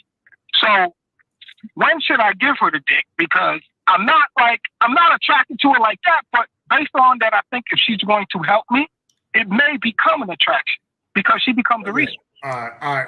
Let me stop you right there. Okay, if you're not sexually attracted to her, and if you're giving her the dick because she serves a purpose to you, you could literally complicate things. Don't fuck her. Because here's the thing, and I want all guys to understand what I'm about to say. Me personally, I don't believe in having female friends, platonic friendships. Okay, because you cannot be a platonic friend to a woman you want to fuck or she wants to fuck you. Now, if you're dealing with a woman where you guys can make money together, and or maybe she has friends that you can kind of run through, because I've met plenty of chicks where she introduced me to her friends and I ran through them all. Okay, that's different. But if you're dealing with a woman, because you said you're not physically or sexually attracted to her, right? But you see a need for her. Be honest about your need. Be honest about the fact that y'all can make money together and keep it there. Yeah. 50. If you're not physically attracted to her, then why are you thinking about giving her the dick? That's a good question. Because it's like, all right. Don't fuck her. So, don't fuck. Is that me, K-Zach? You talking? Don't. No, hold on, Zach. Let him answer the question. Zach, 50, answer the question. You talking about that's a good question. You a grown ass man. You older than both of us sitting over here. Yeah. Why the fuck is it a good question that you don't know the answer to? I do want to give a dick. I'm attracted to her. Yeah, her color, everything. Okay. You just said you wasn't attracted to her. You see, y'all motherfuckers that don't got no game. Exactly. Y'all motherfuckers, you see the only thing, the big problem with game is the lies. The lie, exactly. 50, what are you doing? Stop the fucking call from beeping. I can't run a show like this, 50. I can't run a show like this, 50. All right, how's that? Okay, now listen. Okay, let's start over, 50, please. Because you fucking all the way up right now. Let's really start over. Yeah. So you got a business, right. you got a business relationship with this chick and you're attracted to her. Yes? Yes. Jesus Christ. So now you want to know when you should give her the dick because you are attracted to her. Yes. Even though you said you wasn't at first. Even though okay, listen. Yes. What have y'all done? Have y'all done anything outside of business? Have y'all chilled? Have y'all talked? Have y'all done anything? Not a damn thing. Do you even know if she's attracted to you like that? Don't know. See, 50, the fact that you are unsure lets me know that you don't know what the fuck you doing. Right now, exactly. since you have the business, you kind of have the business relationship in a good place. Just focus on the fucking business, bro. Just focus on the business. Thank you. Because because if you did anything else because of your indecisiveness and the fact that you're lying to us and lying to yourself, you would probably fuck it all the way up. Do you understand that? Yes. So 50. Don't fuck up the money, fam. Yeah. Just get the money, bro. Just get the money. Exactly. That's what I thought. Get the money, man. Get the money. And for any guy listening right now, I want any guy listening. If you're dealing with a woman and there's a prospect of you having sex with her, but you can potentially get money, get the money first. Get the money first. And if that means you got to sacrifice the sex, sacrifice the sex. Yeah. Get the money first. And 50, how many conversations we done had, bro? You still capping? I'm sorry? After all this time, after all this time we've been chopping up game together, you still feel like you need to cap talking to us? No. I mean, I make mistakes. I ain't gonna lie. That's why I called y'all. Okay. I ain't no. Yeah. Get the money first. I can correct it. I can get corrected by anybody. Gotcha. All right. If they know what they're talking about, I can be corrected. I ain't mad at that. I drop the ball. I drop my book sometimes. So I don't give a fuck. That's what's up. All right, 50. All right. Okay. Well, rule number one is to be real with yourself, bro. That's rule number one. That's it. That's rule number one. Be honest with myself. Yeah, be honest with yourself. But the fact that you guys ain't do anything outside of, like, have you even flirted or said anything out of business context with this woman? Hello? No, I said I was going fishing one time. Hello, you there? Yeah. Can you hear me? Yeah, I can hear you now. Go ahead. Yeah, I told her, I told her I go fishing, so I'm going fishing. She goes, "Oh, do they have any hotels down there?" I said, "Yeah." I just left her like that. I didn't know if she wanted to go or whatever. So, yeah, I just kept on going. I never said anything. Never followed up on any of that. This 50, get the bag. Get the bag, bro. Get the bag. Okay, let me just say this. There are people that will come in 50, real quick, 50. And for anybody else listening, there will be people that come into your life for a reason or for a season. And you think because you are attracted to them that it's sexual or a relationship. The relationship might not necessarily be boyfriend and girlfriend. It might be business partner. Right. Some people are literally put into your path for a reason. And sometimes you have to have enough discernment to say, all right, this chick is bad, but I got a potential to make money with this chick. What do I want? Do I want to fuck her and then dismiss her? Or do I want to make money and we never fuck? Exactly. Get the money. Now, let me tell you, stay focused on the money. But after you start making some money, possibly. Then double back. Yeah, possibly you could double back, but you got to get your wits about you though, bro. You sound like you really attracted to this chick. Yeah, when I found out what she did, I was like, oh shit, yeah, okay. Yeah. Wait. What the fuck you mean when you found out what she did? So that made you more attracted to her? Kind of, sort of. Kind of, sort of. Come on, man. What the fuck is this kind of, sort of shit? This nigga said you a grown ass man talking about kind of, sort of. What the fuck are we talking about? 50? Kind of, sort of. 50. You did what a lot of niggas do. they'll look at a chick who's very educated and maybe she makes a lot of money or she has a certain position. She has status, dare I say. And you'd be like, oh shit, I can't talk to her like the regular chicks because she has status. I got to treat her differently. And that's where you fuck up. Yo, 50, focus on the money, bro, because you fucked. You fucked in the brain right now, bro. Focus on the bread. Focus on the bread because I never thought I might have to punch a. How old are you again, 50? Ain't you 60 something? Nigga, don't you got a like AARP card or something, nigga? What's up with you? You got Colonial Penn life insurance, nigga? What's up with you, dog? Let me stop. No, 50. How old are you again? 62 coming up. 62 coming up. Imagine we still here having to punch 62-year-old niggas in the chest. Can you believe this shit? And look. I'm one of them niggas that will take correction. No, that's fine. That's fine.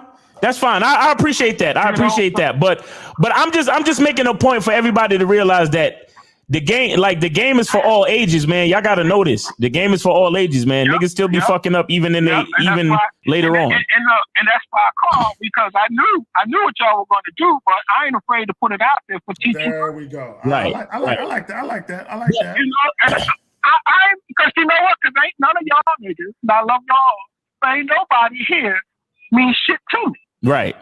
You know, I'm gonna do me. But Facts. if somebody can shed some light on something and say, yo, man, Pop, look, do it like this, do it like, okay, fine. Right. Because I've been out the game for a while. But yeah, now I'm in and I'm like, let me see. So yeah, I'll take correction. I ain't paid to put my shit on Front Street because that's how you learn. Okay. Fuck up and you learn. All right, so listen. I'm afraid to put it out there. So listen, just to conclude and summarize, the fact that your attraction to this woman. What are you doing? Let me just mute this nigga. All right, I'm gonna just tell you this, and then I'm gonna get you off the line because you got too much going on in the fucking background. Your attraction to this woman has you confused. So keep it business for now. Just focus on the business relationship, and make the money with her. That's what you should do. You understand? That's your best bet. If you like engage or try to engage in the fact that you might be interested in her romantically, because like your confusion could possibly fuck everything up. You understand what I'm saying? Yep. So since the business relationship is intact, nurture that. Like, keep it professional. Set up whatever shop you're trying to set up internationally or wherever she at off the mainland, whatever you had said about that, and then move forward with that. All right. So appreciate you sharing the story, and I'm gonna let you go. But 50, you always welcome, man. So call back whenever you want. All right. Peace, bro. No doubt. Much love to 50. Yes. All right. So we got 857. You're on live with K Zag and the Miles on the Manhood is a Skill Set Show. Name, age, and city. What's up? Hello. 857 once, twice, out. All right. I think I'm not sure, but I think Chrislon had called. Chrislon, you can call back if you can still hear me. Yeah, and I think Chrislon sent me a Cash App. So for those of you who send me a Cash App, appreciate you. Appreciate it. Also make sure that you hit the homie up. Hold on real quick. I'm saying don't forget about the nigga, you know what I'm saying? So for those of you who Cash App or sent dudes PayPal joints, we appreciate you. But also we appreciate them likes though. Fact. Them likes is important to the algorithm. Do that. Yeah, hit the like button and subscribe to the channels. Facts. And hit that notification bell. 857. You're on live with K Zag and the Miles on the Manhood is a Skill Set Show. Name, age, and city. What's up? Hey, what's up? Can you hear me, boss? Yeah, we can hear you. Go ahead. Yes, sir. Respect to Miles. Respect to K Zag and this Shaughnessy. My name is Shaughnessy. I'm 24 and I'm from Boston. Just a few quick questions for you, all right, quick. All right. Did you send something? Did you donate? Did you do anything? No, I did not donate. Okay. Well.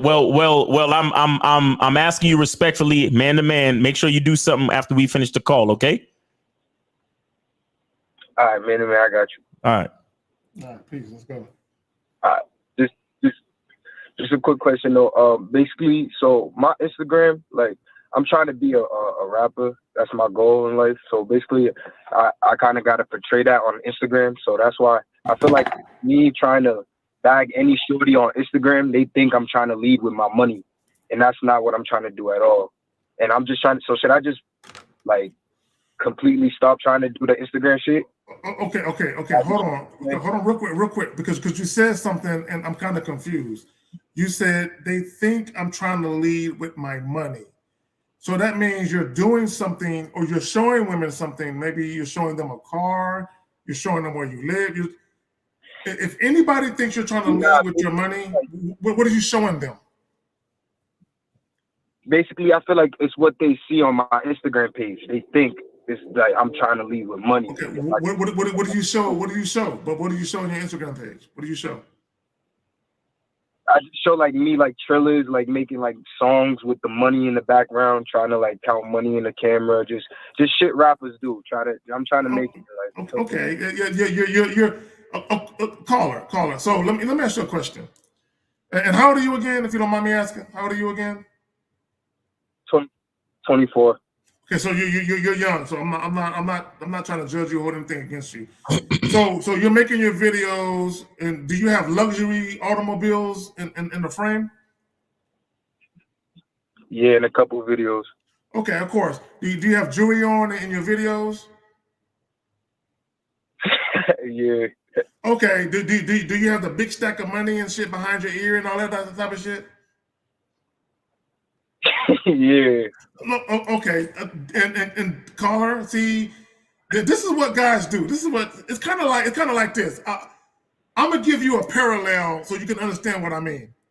If a woman is on Instagram and all she has is twerking videos, or she has videos with tight clothes on and she's selling sex, right? And then you hit her up and you be like, hey, ma, what's good with you, man? Let's get up and fuck. And she says, I'm not that type of girl. But you look at all her videos though, and all her imagery, and all she is showing is sex. You're gonna look at her and be like, what the fuck is you talking about? So you have to be careful of what you put out there, because what you put out there is what people will judge you on. So if you put out there, I'm the money guy, I got money. I'm the rapper with the status and the dough. I got that lifestyle for you. And then when the shit get at you, and you're like, so all you want me for is my money? You don't want me for me? You showed her that all you got is that. Or all you about is that. Yeah.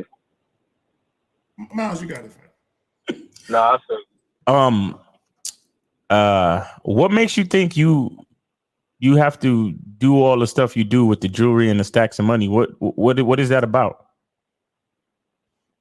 Honestly, Miles, I don't want to say I'm following the trend, but that's like what you got to kind of do. Who says?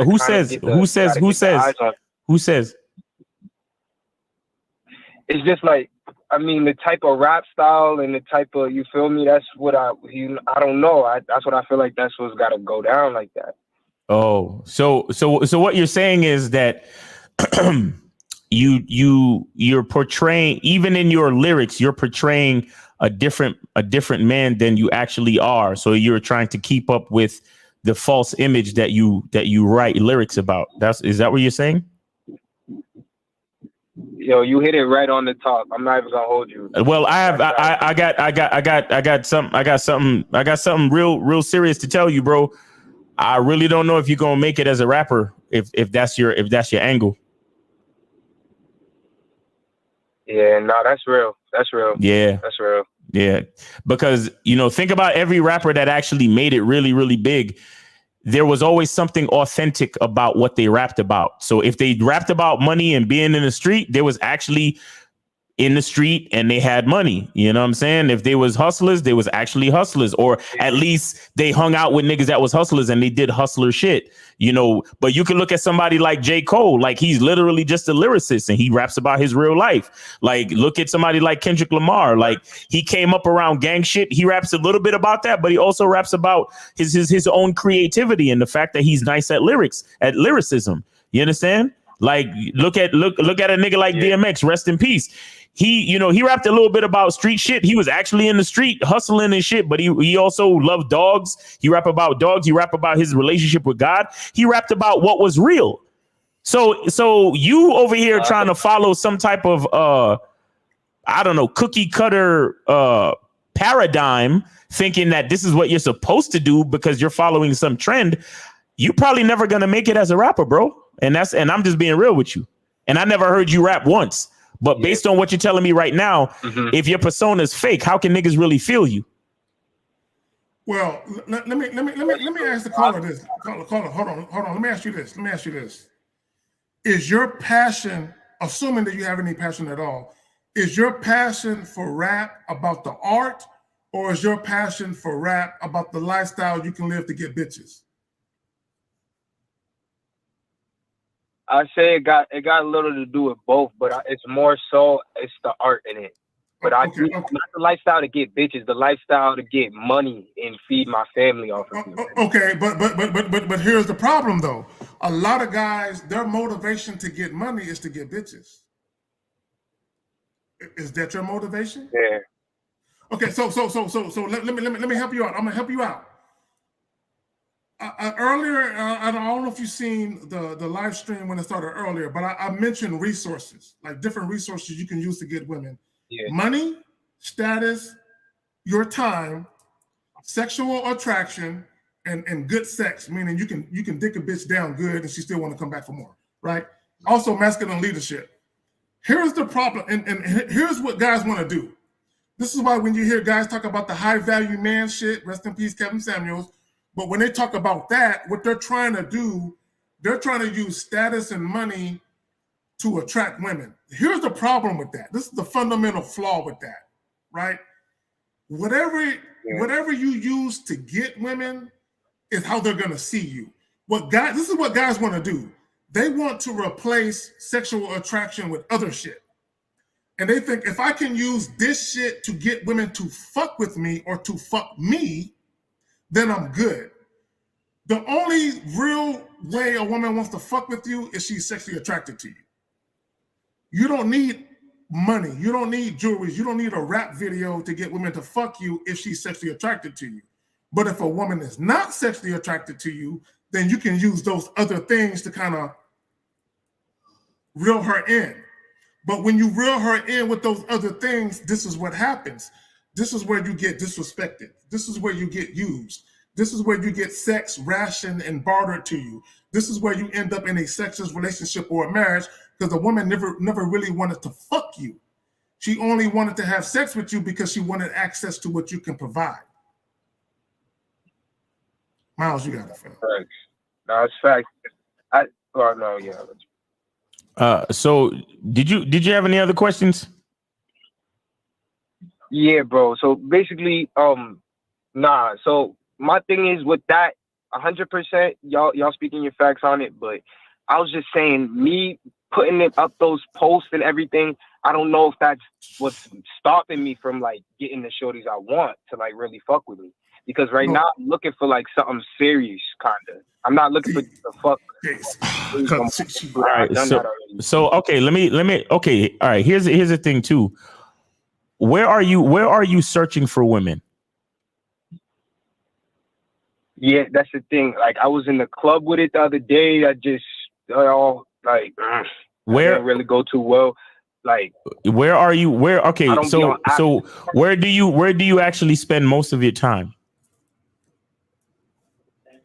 My time really is like either if I'm not in the studio or the gym, I'm just really I'm home with it, or if I might go to the club, my boys here and there.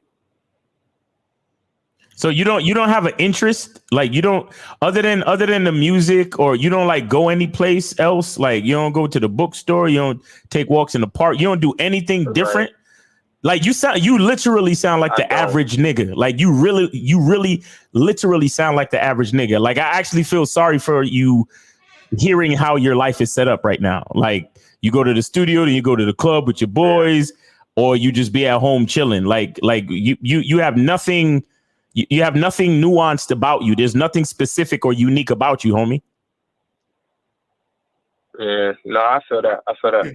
I feel that. Like that's the thing. Like, and that kind of tied into this question: can you salvage old situations that you messed up on? If you was the person that messed up in the situation. What do you mean by old? You mean old relationships? Is that what you mean? Correct, but not saying like get the girl, like get your ex back. Saying like you was the person who completely fucked up 100%. Okay. Caller, real quick. Hold on. Give me a moment to diagnose shit. This is what you sound like to me. Okay, and this is no disrespect to you. You sound like you're trying to find yourself. Okay, you sound like you don't know exactly who you are, and it sounds like maybe you have some relationships with maybe friends or family members that have been severed, and maybe you're coming to the realization that, damn, maybe I did some shit, said some shit I shouldn't have did, and I want to get back on a good foot with people. So it sounds like you don't really know exactly who you are, and you're 24, as you said, you're young. So I'm not holding this against you. You're young, but it sounds like you're still trying to find your footing in life, and you're trying to find, dare I say, your purpose. You're trying to find your purpose in life. You're trying to find who you are, what you're meant to do, and the lives you're meant to touch with what you're meant to do. And in the meantime, there's relationships that are frayed in your life, and you're trying to get back on a good foot with people that maybe you missed, maybe you haven't seen, and you're just, it sounds like you're all over the place with what you're trying to do. In my opinion, y'all got it though. Man, y'all hitting it on the nail. Appreciate y'all. Real talk. All right. Any other questions? Nah, I'm definitely gonna donate though. I appreciate you guys. I'm definitely gonna get some coaching too. Donate, get some coaching. Holla at me, holla at K-Zag, or anybody off the Real Game No Theory panel. You understand? Or check out the Masculine Identity membership, the Bad Boy membership, or go to manhoodisaskillset.com. Like, start investing in yourself, bro, because you young, and right now K-Zaggin is right. You sound like you're trying to find yourself because you really don't know who you are, bro, and you're just following trends, and you're living the type of life that the average nigga lives, but you are lost in the middle of it. You understand? So, and when I say you're a lyricist. So when I say you are lost, there's a lot of meanings in that. You are lost. You are lost in the middle of it all. And you are lost in the middle of it all. While you're going to the club, half the time I bet you don't even know what the fuck you're doing there. Like, you might be having a good time, but it's just because you're there with your friends. You guys could be anywhere else. You understand? The only reason why you're having a good time is because it's your peoples that you know. But you have to find something a little bit more specific about you. But you're still young, so do some more soul searching. Get with one of us for coaching and see where you could go from there. All right, bro. There you go. All right, will do. Thank you, guys. All right. Hey, Carla, good luck to you. I wish you all luck in the world, fam. Yep. Will do. All right. So, yeah, I'm gonna cut the lines because we on OT. So that's it. Well, we got the questions. Let me just say this before we get to these questions. Yeah. See, this is why we do what we do, because inevitably we're gonna find a lost soul, and that lost soul. This is what. See, I don't want to get too far into the weeds. I'm gonna get pissed at a lot of these fake ass YouTubers, but this is why we do what we do, because if we can save one guy, that one guy is gonna have a son one day that we're ultimately gonna save indirectly by saving his daddy. Right. Exactly. And then that son is gonna save his son, and then we're gonna teach men how to be men again. Because right now the world is suffering. See, guys think the world is suffering because of women. The world is suffering because masculinity has been watered down. Okay, the masculine man is damn near non-existent. We damn near have gone away of the dinosaur. Whew. That's where we're at. This is why we don't like when niggas say just pay for bitches. That doesn't help you become a better man. It just helps you get your rocks off for now. You're putting a Band-Aid on a gaping wound. That's all you're doing by paying for. Don't get me started. All right, let's move on, because this is too much. I can't do yes. All right. So hold on. So this guy says a female coworker asked me if I had kids. I said no, and asked me if I want any in the near future. I said sure. Why would you ask me that? that she see me as potential baby daddy or something. Y'all niggas, bro. See, y'all see why we need it? Y'all see why we need it? She's just having a conversation with this motherfucker. Okay, it ain't that serious. It ain't. Look, gentlemen. Stop reading into conversations that women have with you. It's just it don't mean nothing. You know what I'm saying?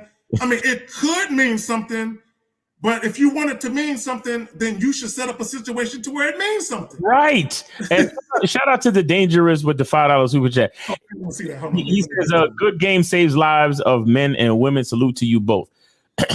There we go. This is real shit. Now let's get back to this, bro. If you instead of asking us that, why you ain't ask her that?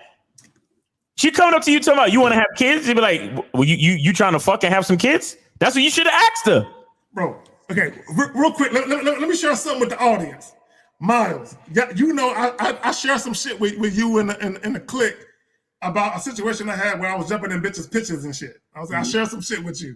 You know what I'm saying? And I didn't ask Miles and Steve and Lucario and all of them, hey, she took a picture with me cheek to cheek. What should I do next? Does that mean she liked me? I didn't ask that question because I already knew she was feeling the nigga. I didn't have to ask that. So it comes a point in time where if you're in a situation and you like the situation that you're feeling, escalate it to something more that you're feeling. You don't got to ask nobody, what does this mean? Just make it shit happen. Yo, the next one. What's the next one? All right, we got to do this one. All right. Should guys start with the masculine identity membership? Yeah, I think you should start with it first. To develop their identity and work on the inner game, then proceed with the bad boy membership when you're ready to start approaching. Okay, that's the question for you, Miles. I can't answer that question. Yes, that's the answer. Yes. That's literally the answer. Yes, you should start with the masculine identity membership, know who you are, and then once you have an idea of who you really are and you feel like you want to express who you are to these females in the street and all that type of shit, or on these dating apps, then you get on the bad boy membership, and the bad boy membership will help you step by step through that whole process. Facts. And I agree with you 100% because I've actually heard you talk about this before in that order. Yeah, do this first, and then when you're ready, then you can get this other shit. You know what I'm saying? Start with the appetizer and get the entree later. Exactly. So there you go. That's your answer to the question, Pro Joker and anybody else listening. If you're on a bad boy membership and you want a different understanding, migrate to the masculine identity, or start with the masculine identity and then go however you want to do it. Either way, you can't lose. Yeah, it really don't matter. It really don't matter. But if you feel like you really don't have an identity, then definitely get on the masculine identity membership first. There you go. There you have it. There you have it. Right there. You heard it from the horse's mouth. All right. So the Paul 95 here out of Singapore. So he says, what if you live in a sexually conservative, prudent society and you did your best to seduce women, but your sex life is pretty lackluster? Oh, my bad. Hold on. So does that mean there's a lack in my game? Here's the reality of it. Now, I do understand. Let me just say this, and I'm going to pass it to Miles in just a moment. I do understand if you live in certain societies that they're more conservative than liberal. I get all of that. But it don't matter what society that you're in, women still want dick. It don't matter. And shout out to the Saint in the Center. He did a video a couple of weeks ago, and he talked about this in his video. I think he was in Morocco. And he ran into a chick that was in Morocco, and he said that the chick admitted to him that she wasn't a virgin, even though she was a Muslim chick. She said, I'm not a virgin. And she admitted to him, because she wanted to have sex with him. And she basically said, when we have sex, just understand I'm not a virgin, and I had the surgery. Meaning I had the surgery to tie up my shit, to reinstate my, what do you call it? What's the name for it? It's a name for it. When the chick loses her virginity, it's the hymen. The hymen. Hymen. Oh yeah. I said hymen. The hymen, right? Where she had her hymen surgically replaced or surgically whatever. That's crazy. And so she admitted to him that she did that. Like, yeah, it's gonna feel tight, but you won't be the first. So she admitted that to him. So, and I said all that to say this: it don't matter where you live at, women still want dick. It don't matter.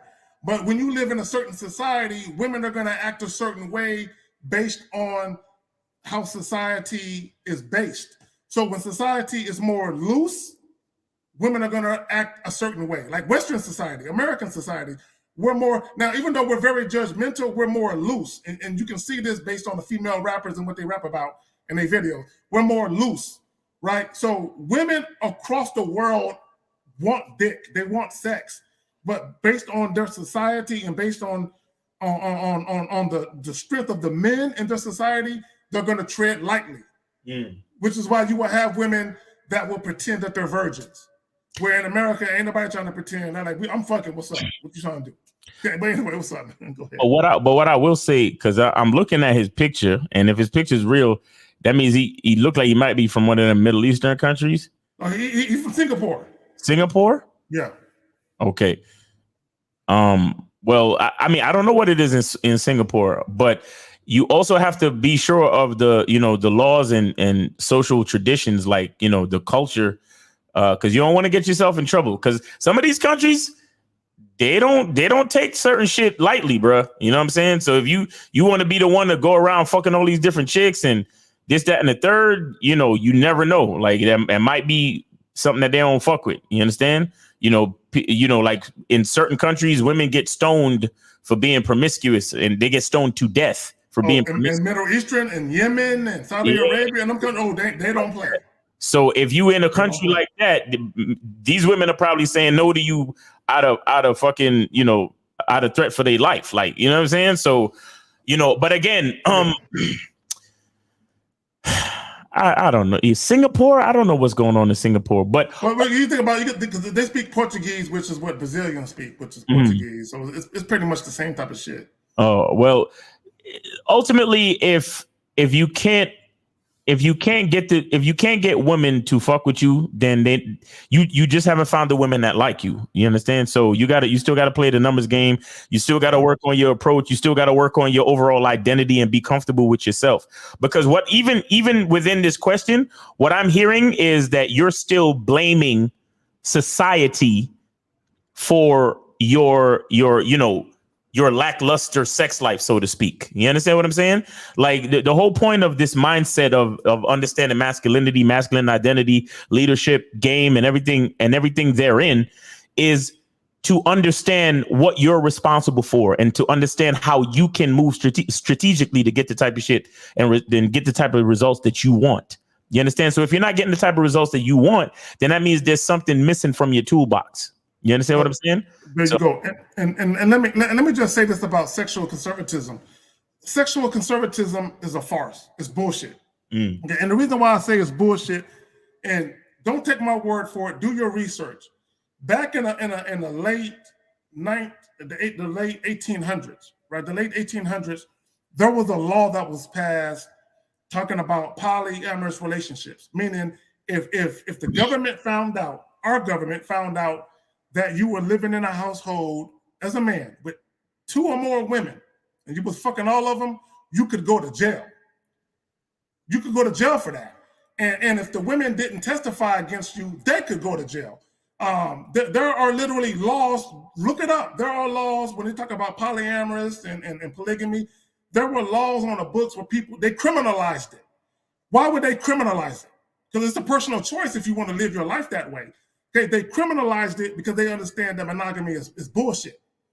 Okay, they understand that all of it's bullshit, and they have to keep up the view of this is the right way to do shit. You're supposed to be married to one person and love that person and all that, right? Why would they criminalize a dude fucking multiple chicks, right? Because they don't like that. They don't like that a dude can have multiple women. Right. And that situation plays itself out on YouTube right now. There are guys that hate dating coaches that talk about game because they don't like about the fact that niggas is talking about fucking multiple bitches. And they can't get one. So the reality of that plays itself out in real time right now. So this is what I would say to dudes, and this is what I would say to you, DePaul. It don't matter what society that you're in. Like even in Saudi Arabia, there are American women or Western women. When I say Western, I'm talking about Canadian, English, German. They're being flown out to these Middle Eastern companies where they're having fish and shit thrown in their pussy. Okay, I'm just saying. Okay, Ashanti, I'm my bad, I didn't mean to say that name, but I'm just saying there are chicks that are being flown out to Saudi Arabia and to these countries, Western women, white, black, or other, where these Middle Eastern men who are married, by the way, they're having all of their kinks and fetishes played out with these Western women. Because they're not going to do it with their own women. But they'll do it with these Western women. This is a fact. I'm not just talking shit. This is the fact that they do this, right? So what does that mean? That means in these countries, in these countries where they're devout Muslim and all that, they still want to fuck. They just don't want their women to fuck. Right. But they want to fuck. Okay. When they say, think about this, and I'm gonna pass it to Miles. When they say that prostitution is the oldest profession in the history of the world, the only way a woman can be a prostitute is somebody is paying her to fuck. I just throw that out there. I'm just saying. Now, but I'm good. We could get to the next question. All right, cool. Let's do the damn thing. All right. What we got right here? All right. So Thomas R says, I told a female to wear something sexy for me on our date yesterday for the night. She hasn't replied. Okay, move on. Miles, I don't know if you want to talk about this, but to me, it's very simple. Wait. But I'm not gonna on our date. Oh, so he said it yesterday for tonight. She hasn't replied. But see, you know what it sounds like though? It sounds like he already set the date, and when he first set the date, he never said all that, and now he's trying to add to it now, and so she's looking at you like you fugazi. Oh, okay. See, hold on, Miles. They're not going to get what you just said. You didn't set it up the first go around. You tried to set it up later. Right. I had a consultation with a dude who did the exact same thing. He set up a date, and then he remembered something that I said or someone said, and then he went back and tried to add something to it. You can't do that. You can't do that. Yeah, it only makes you seem inconsistent and indecisive.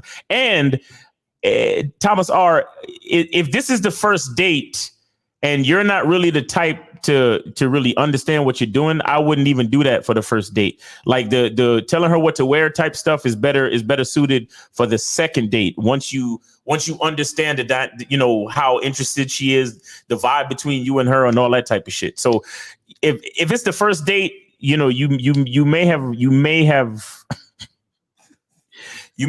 fucked it up. It's too late. It's too late sometimes. Yeah, you know, it's too late and do the date and just see how the shit goes. Sometimes it's too late. And ultimately, if she's not replying to you, that might be a flake. You might have to just charge that whole situation. You understand? Yeah, because here's the reality. And I think Miles can attest to this. No, I know Miles can attest to this. I think. Miles can attest to this, and all of the dudes that we fuck with can attest to this. When you are dealing with a woman who is sexually interested in you or she's really feeling you, and you set up a date and you say, wear something sexy, she ain't going to fight you on it. Right. Because she wants you to view her in a sexual way. In fact, she needs for you to view her in a sexual way because that's the only way she can get dick. if you view her in a sexual way. Right. A lot of you guys, y'all go out with women and y'all confuse women. Women are like, I've always been told that any guy who says hi to me is very flattering with his conversation. He wants to fuck me. But this dude is so indirect. He's asking me about my family life, and he asked me to email me hit my family crest and all this type of shit, right? So you can't confuse. So gentlemen, you can't confuse a woman, but if you confuse her, you do yourself a disservice in the process. Right. You don't want to confuse her. You want her to know exactly what it is, so she can respond in a way that's conducive to what it is you really want to do. Right. So you don't want to confuse her. Okay, so we good on that one, all right? We good on that. Yeah, we good on that. Yep. All right, so we're talking about this. He said, cook for women the first time they come over. That would get them to chase. I don't know who the fuck y'all been listening to. Yeah, I don't know who the fuck. Look. First time? Nah, I don't know about it. I'm gonna tell y'all a story, and this is on Facebook. Y'all can go look for this. There's a guy who's married right now. He lives in New York. And he did a Facebook post where he said he never cooked before. But because he met this woman, he wanted to do something special for her because he felt like she was special. So he wanted to do extra shit that they never did before. So he would go, I think he worked in Manhattan, and I think he lived either in Queens or the Bronx, but he worked in Manhattan. And you can tell me, because I'm not from New York, you can tell me how long it takes to get from one part to the next. Uh-huh. But he worked in one part and lived in another part. Okay. But he would literally go to grocery shopping in one part, which probably was in Manhattan, because the food is probably more to the liking of people who got more money. Mm-hmm. And he would get certain ingredients for a meal he would cook for his woman. Mm-hmm. And he never cooked before, mm-hmm. but he felt like I got to do something special for her because she is so special. So I'm gonna do something I never did before for her. So when he would cook for her, he would cook this meal, and he would get pushed back because she would say, "Ain't no vegetables. You ain't cooking no vegetables with it." And she never looked at the fact that he went out of his way to buy these ingredients right after work, and he cooked even though he didn't cook before. Her focus was on, you didn't include this other shit with this. You just gonna cook this and that. And I said all this to say what I'm about to say. When a woman is not sexually attracted to you, it don't matter what you do. She will never appreciate it. Facts. I want. Let me say that shit again. Hold on. When a woman is not sexually attracted to you, it doesn't matter what you do. She will never appreciate it. Never. That's facts. Ever. And I said this, just because someone desires you doesn't mean they value you. Okay, so even when a woman wants to fuck you, it still doesn't mean they appreciate you. However, though, this is where game comes in. When you let women know exactly what you want to do, and that's all you're trying to do, and they have to deal with you on your terms, and they are willing to deal with you on your terms, that's when you gamed up. Thanks. All right, I think that's the end of the questions. There's one from Steve O Baby at 334. 334. I see one from Mr. Young. Hold on, let me get that. For you, 234 maybe? I'm not sure. 234. Okay, hold on. Let me get to it. And then there's another one. Let me get to it. You said 234? Yeah. All right, I see right there. All right. Yeah. So he says, Miles, I was going to hang out with this one girl, but she kissed her ex-boyfriend, so I charged her to the game that I make the right decision. Miles, you got that, fam. This is goofy, but you got it, fam. This is goofy shit. Yeah, the answer is yes. I didn't even read the whole thing. I just saw that it was a question. My bad. No. It's cool. No. This to me, nowadays, the way men behave, or let me rephrase it, the way adult males behave, this is a valid question for them. For us, it's a no-brainer. Like, I ain't fucking with you, bitch. You know what I'm saying? But for them, because they feel like, if I still got a chance to have sex, can I salvage it? Yeah, that's what they think. That's what he's really asking. Can I salvage the situation? But it sounds weird to me though. What do you mean? Like, you went to hang out with her, and while you were hanging out, where did her ex-boyfriend show up from? Like, did you watch them kiss, or did she tell you that she, like, I don't understand. You know what I'm saying? Like, it seems weird, the whole thing. Oh, it's mad weird. You know what I'm saying? All right, so he says, I'm curious, Miles, do you have a lot of friends? I know your stern personality intimidates some men who are soft. I have three friends. 3. That's it. You know what is funny about Miles, and I'm sure you can attest to this. Yeah. When you was in middle school, you had like 50 friends. When you was in high school, you had like 30 friends. Mm-hmm. Once you graduated high school, it was 10. 5 years later, it was 3. Mm-hmm. It's like that. and it's crazy because as you get older, you learn to differentiate who are actually friends and people who, because look, you got people who you cool with, you got people who you associate with, you got people who you make money with, but then you have like friends. You like the 3 people that I'm talking about are people that if I heard something was wrong and it was in a hospital, I would say, hey Zach, I gotta go and get on a plane or a train or get on the road right now to wherever they at to go make sure they good. There you go. Like, those are the type of that's what when I say, I'm not talking about, because y'all know how I feel about y'all in a Real Game No Theory. Yeah, that's all good. But, I got respect for y'all. We make money. We collaborate. We ain't friends. Right, but we ain't friends. it's all good. I mean, I'll call you because Zach, you know I look out for you and shit. What I'm saying? Yeah, me and you have personal conversations. Yeah, like there was an earthquake in on the West Coast the other day, and I hit up 50, and I was like, hey, you good, bro? You understand what I'm saying? Like, I got respect and love for niggas. Yeah. But am I gonna be at the hospital bed holding your hand like my nigga? No. I'm gonna see you making it through. I can't say that, bro. You understand what I'm saying? To keep it real, I can't say that. Thank you. And go ahead. No, go. You good? Yeah. No, I want guys to understand. Myself, Miles, Lucario, the real game, we cool. Okay, we holler at each other in the little text thing that we got going on. But as Miles said, if I heard something happening, am I gonna jump on a flight to come by your bedside, nigga? No, but I'ma send love to you. Facts. Hey, I'm on my video. Hey, K-Zad, then got into an accident. Hey, God bless that nigga. I hope you make it through. Right. But this thing, like, I'm cool with that nigga, but when you talk about friends, that's a whole nother level of we've been there for each other. We've been through shit together. Facts. So, Miles and I, we haven't been through nothing together. We haven't been through a goddamn thing together. Nothing. And it doesn't mean that I don't got respect for him and vice versa. It's like we haven't experienced real life to say, all right, nigga, I hope nothing ever happened to you. But right. I can call you an associate. Right. Exactly. I can say this is my comrade. I fuck with the nigga. Right. I can say that. But see, the problem with it's kind of like when dudes call chicks their girlfriends. Yeah. It's like you just call a chick your girlfriend just because you're fucking her. Right. But she ain't really earned that title though. Right. See, when you talk about friendship, you gotta earn the friendship title, nigga. Right. You gotta go through something personally. Like we've been together in each other's physical presence when we experience. You can never call a nigga a friend that you never met in person. That's exactly. Facts. Facts, man.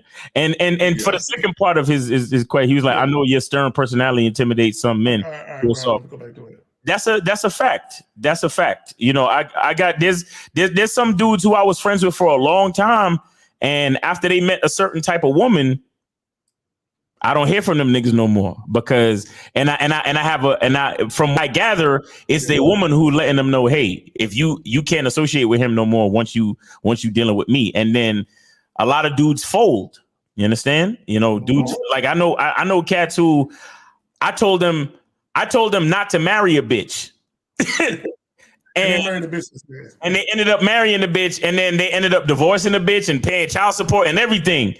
And guess who was the only nigga that didn't go to the wedding? You. Me. Do you understand? But what that nigga can like would he like really respect me and call me a friend? No. He's not one of the guy I'm talking about. He's not one of the three. Because when I tell a nigga something, like just like how I be fucking, passionate and yelling and I keep it all the way real on this shit, it's even worse in real life, homie. Bro. It's even worse in real life. So certain niggas cannot roll with me at all. That's why I only got 3 friends. And it's crazy because one of them is Lucario.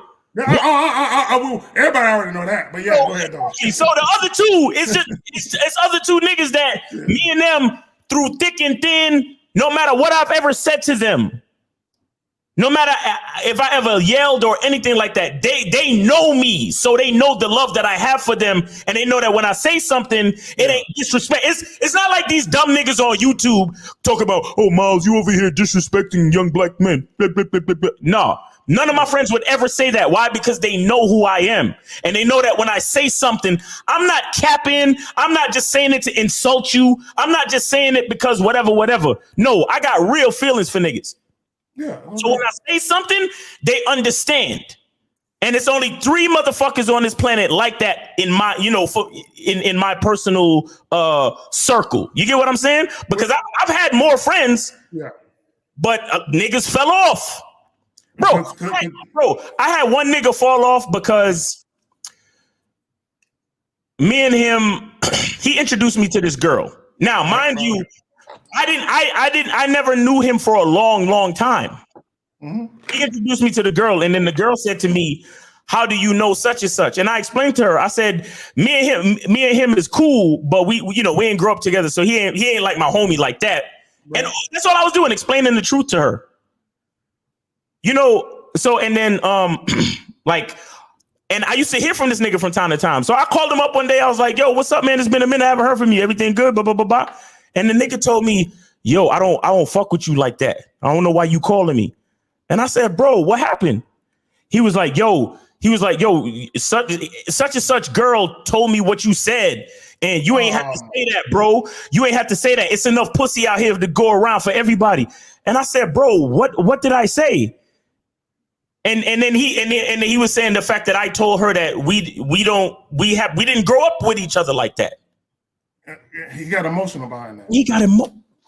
The nigga got emotional about me just telling the truth about the dynamics of our relationship. I guess he wanted me to say to her, yeah, that's my homie 100%. Okay. See, and that's the whole shit that divides niggas on YouTube right now. That's what I'm saying. Because I can say, like, me and you can sit around like, me and Miles, we're not friends. It doesn't mean that we don't like each other, we ain't cool with each other. We've never met each other face to face. We never been through nothing. Real friendship is forged through trials and tribulations. Right. So we can say, hey, he's my associate. I rock with homie, but in Miles, we had personal conversations. You and I, we've had where you wasn't cool with some shit. I'm saying, but we have Miles and I have had personal conversations. But I don't mistake those conversations for we're boys now because we had this talk. Right. I don't. I'm not a dumbass, and I'm not in the sucker for love ass nigga that romanticize shit. I know what it is. Right. What guys have to understand, okay, and it's the same thing with women. Just because you have a connection with a woman, because it might not be emotional, it might be sexual. Never mistake a sexual connection for an emotional bond. Don't do that. You know what I'm saying? And just where a lot of guys. So I'm gonna bring it back to women. I'm gonna bring it back to what we're talking about. A lot of guys, because a woman is cool with them, she is real cool with them. Hey, you good? You comfortable? Right. Oh, she like me. Oh my gosh. She cares. And then you find yourself getting too caught up in the bitch being cool. But you don't understand what it is. Like me and Miles and Lucario and 50, we have conversations off of the joint. But we understand what it is. We don't romanticize it and get caught up in, oh, he's talking to me. Oh, he must like me. I'm like, no. Like, y'all niggas is bitches. Right, yo. Anyway, man, you got it. It's a lot of bitch ass dudes out there. So you're right, bro. My personality, a lot of cats can't get with, bro. And I told y'all that the more you know who you are as a man, is the more you gonna find niggas fall off. Yep. Is the more you gonna find niggas fall off, and it's not a bad thing because.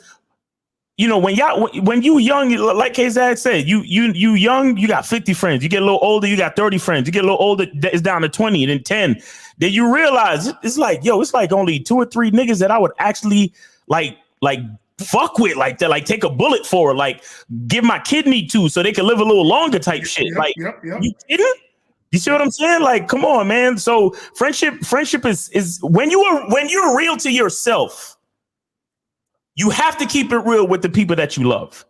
Yep. Understand? And sometimes there's people in your life who they have a different idea of what respect, love, and friendship actually means. So when you become the person that you're trying, the next level of yourself, the highest version of yourself, and you explain certain shit to them, or you move to another level and they see who you become, they realize that there was something missing in the connection from the beginning. You understand? And then they fall off. And bro, and I'm not gonna lie to you. There's a couple of friends that I've lost that it disappoints me, bro, because I really appreciated their friendship. But the fact that they were able to like toss me to the side so easily, I realized there was something missing from the beginning, so I gotta let it go. You see what I'm saying? Miles, and I got friends, you know what I'm saying? We ain't gonna talk about I had personal conversations about my situations with people that you felt like, oh damn, yeah, I thought y'all was and y'all, damn. And I came to the realization that it ain't what I thought it was. It ain't what you thought it was. And this is what I want to say to guys about that. Mm-hmm. A lot of situations you have with people, whether it's friends, family members rather, and women, It ain't what you thought it was. Right. It ain't what you thought it was, and what it was, because shit was good. You put 10 on 20. You know what I'm saying? You thought it was straight. You know what I'm saying? And then as soon as something happened, you realize, oh, they can disassociate themselves that quickly behind bullshit. What? You're like, oh, okay. Okay. But you know, your heart, I still got love for him. But you like, I thought the love they had for me was real. I guess it wasn't. It wasn't. My love was real, but I guess their shit was conditional. Right. And a lot of times it makes you mad at first. You get mad at first, but then you realize, you know what? I got to realize I'm a real one, and I'm a real one, and there's gonna be people who come at me like that, or they do certain things, and I can't forget who I am because of my disappointment, because of who I thought they were, and who they presented themselves to be, to me to be who to this other shit. I see this shit about them, I'm like, fuck, I thought it was this, and now it's that. Right. And it's reality, and what it shows you is, all you really got is yourself. At the end of the day, all you really got is yourself. Bro, that's why I tell you guys, the only place you find comfort is in here. Right in here. Your identity, who you know yourself to be. That's your sanctuary. Don't look for sanctuary in your friends. Don't look for sanctuary in your woman. Don't look for sanctuary anywhere but here. Because again, I tell you guys, you are the closest thing to God. On this earth, men are the closest thing to God. So I know sometimes it could get overwhelming to really deal with the reality of manhood. But the only sanctuary is right here. You take comfort in who you are as a man, and you live life as such, and you do things for yourself, and you focus on your own, ambitions, achievements, and everything like that. And when you become the highest version of yourself and you live that life of abundance, then the people who choose to be around you will benefit. You see what I'm saying? That's how it works. It's a fact. It's a fact. And we're in overtime. So gentlemen, we're about to bounce. Hold on. I think we got the last question. That's the last question right there. He was curious and shit.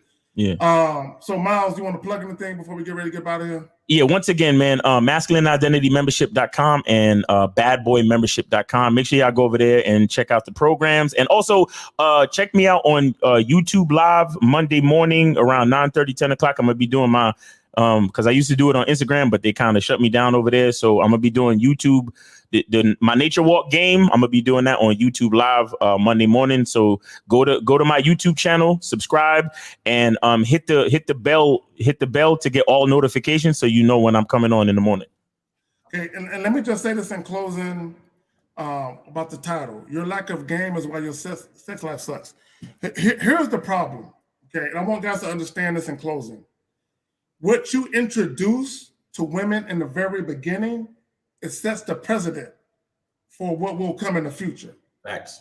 Okay, so if you introduce dates and fly shit to chicks, you got to keep that up to keep the woman's interest. This is why we tell you sexual attraction is king. We tell you out the gate, don't have women around you where you're doing a bunch of dates or you just chilling, laying up with chicks laying on your chest, playing with your taco meat. You know what I'm saying? Don't do all of that in the beginning. Okay, if you here's the reality of it. When you make chicks earn your non-sexual time, they appreciate it more. Exactly. But when you just give it willy-nilly to them in the beginning, they don't appreciate you because they know why you're doing it. Mm-hmm. You're doing it to get sex. And they automatically know whether it's conscious or subconscious. Excuse me. They already know they can control you with sex. Once a woman realizes she can control you with sex, it's over for you. Facts. It's over. Okay? And you will never have her respect. Understand that. And that's a fact. Real game, no theory. Fuck with us tomorrow, 11 o'clock Central Standard Time, 12 o'clock Eastern, 9 o'clock Pacific. We out this bitch. Like the fucking video.